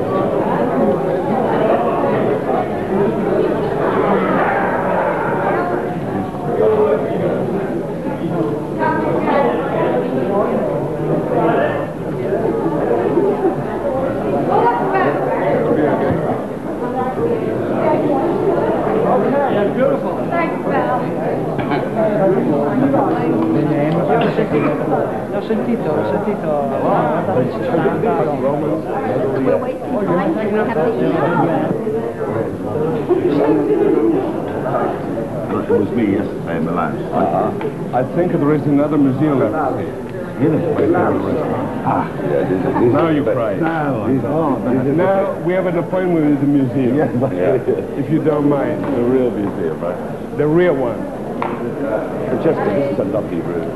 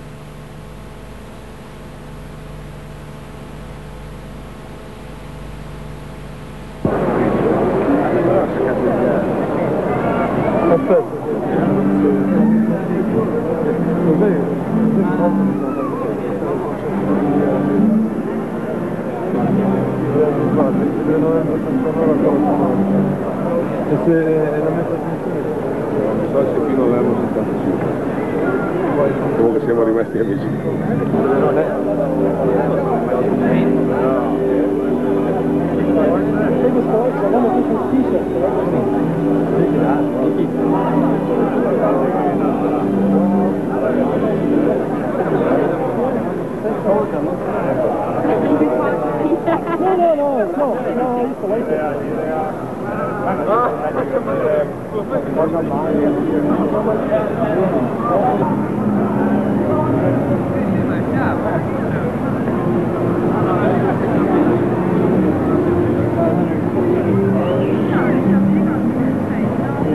I'm rolling. It doesn't die. Okay, Francesco, you were the promoter for Emerson, Lake and Palmer in the 70s, and again, can you tell us about that?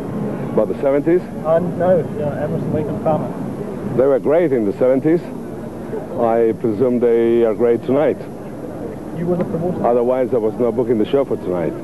I took a big risk, honestly, because after 12 years, they disappear and, you know, no records, nothing. You know, it's quite big risk to bring a band in such a big place. You know, 15,000 capacity. But I think the Italian fans, even if it's 12 years, I think they cannot forget the 72, 73 when they performed in Italy, and I think they're coming tonight. You were the promoter and you had... Oh yes, for both years, 72 and 73. Yeah, we did 72, 3 years, 3 shows, 73, 3 shows. And they were drawing average of 30,000 people. How many dubs? I don't remember. You also play the football stadium with a good lighting show. Yeah. We played Milan, the Velodrome, 40,000 people. We played Bologna Stadium, 35,000. Rome Stadium, 35,000. That was the second year. And what happened to the lights? I think I forgot the lights. But I didn't forget that the people paying the ticket. But the lights, I don't remember, there was a small problem. But the people were inside. So everyone was lighting on a match. So we have a lot of lights in the audience. That was enough. Are you had to play with the football floodlights? Yeah, the house lights. Everybody was lighting matches. We have enough lights, right, Stuart? He's asking for lights. 25,000 people with everyone with one match was plenty of lights. He was there too.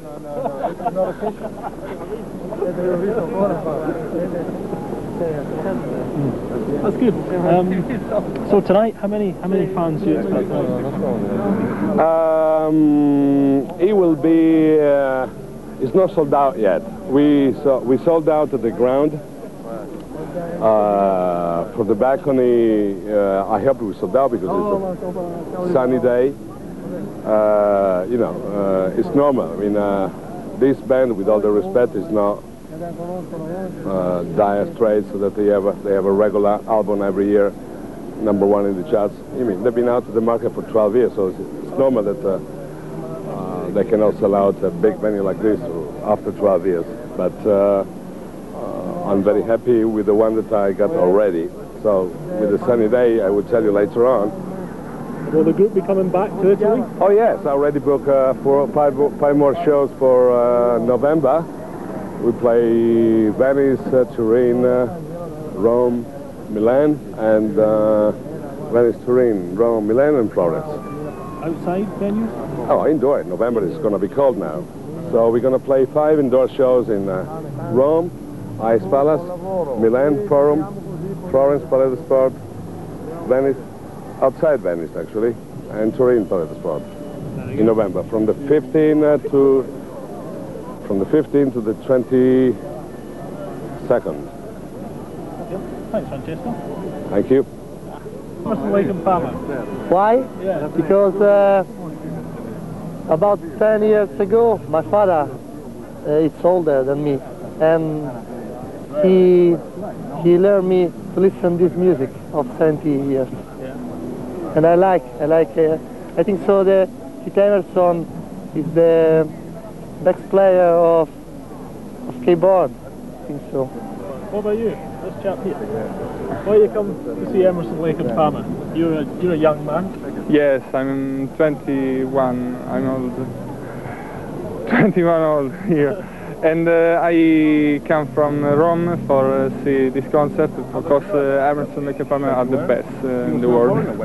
When they did the first show. That's why. And you? No, they speak English. You don't speak English? No. The Emerson, Lake Palmer, the #1. Ma come mai li conosci dopo che non eri neanche nato, quando erano qui 20 anni fa? Gestionali, #1. Come fai a conoscerli? Disco. Ah sì? La prima volta Perché sei venuto a vederli? Sono venuto a vederli perché mio fratello, che ha 30 anni... Ti ha spiegato che sono bravi? No, mi ha spiegato, mi ha fatto ascoltare i dischi e mi sono piaciuti, siccome ascolto molto Pink Floyd. He's 22, his brother is 30, he explained that how good they are, so he came to see. From Lincolnshire. Just for this concert? Just for the concert. I bet you haven't seen Emerson, Lake and Palmer before. No. I've got all the records, and the last 5 years I've been listening to the music. And hopefully the day has come to see them in real. So you're going to be at the Albert Hall? Most probably, yes. You'll be on there as well. Oh, good. Have you brought anybody with you, or are you just here yourself? Well, I'm staying with my friend here in Milan. He's come to see the show as well. Good. Oh well, hope you enjoy it. Thank you.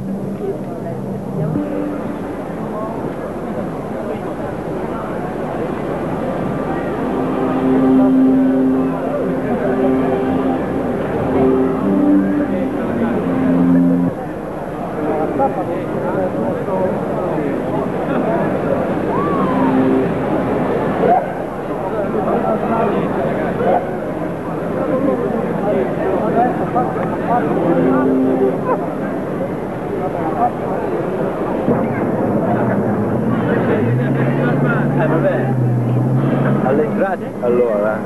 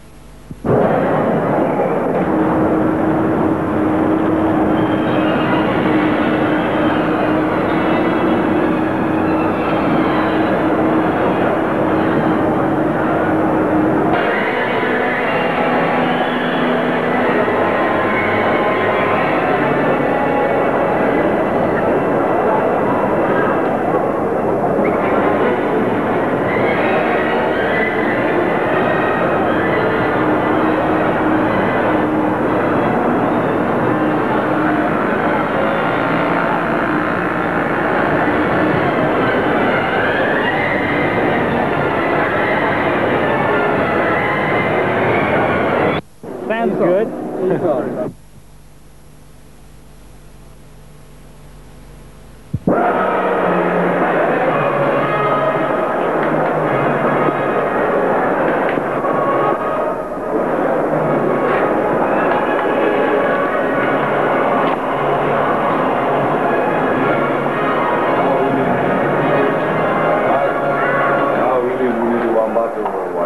Yeah, definitely. And lots of beer, too.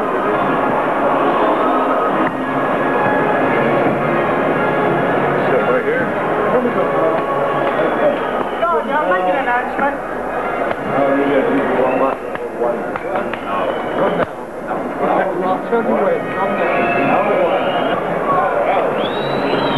Give me a shout for the music. Ready? Yes. Ready? Yeah. Ready? Go. Get my chest gun ready by the microphone too. Go on, yeah, go!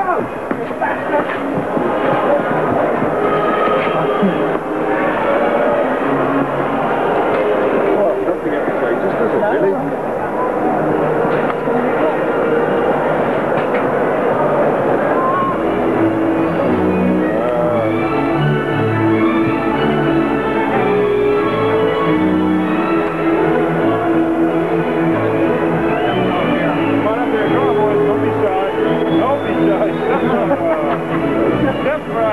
Ciao.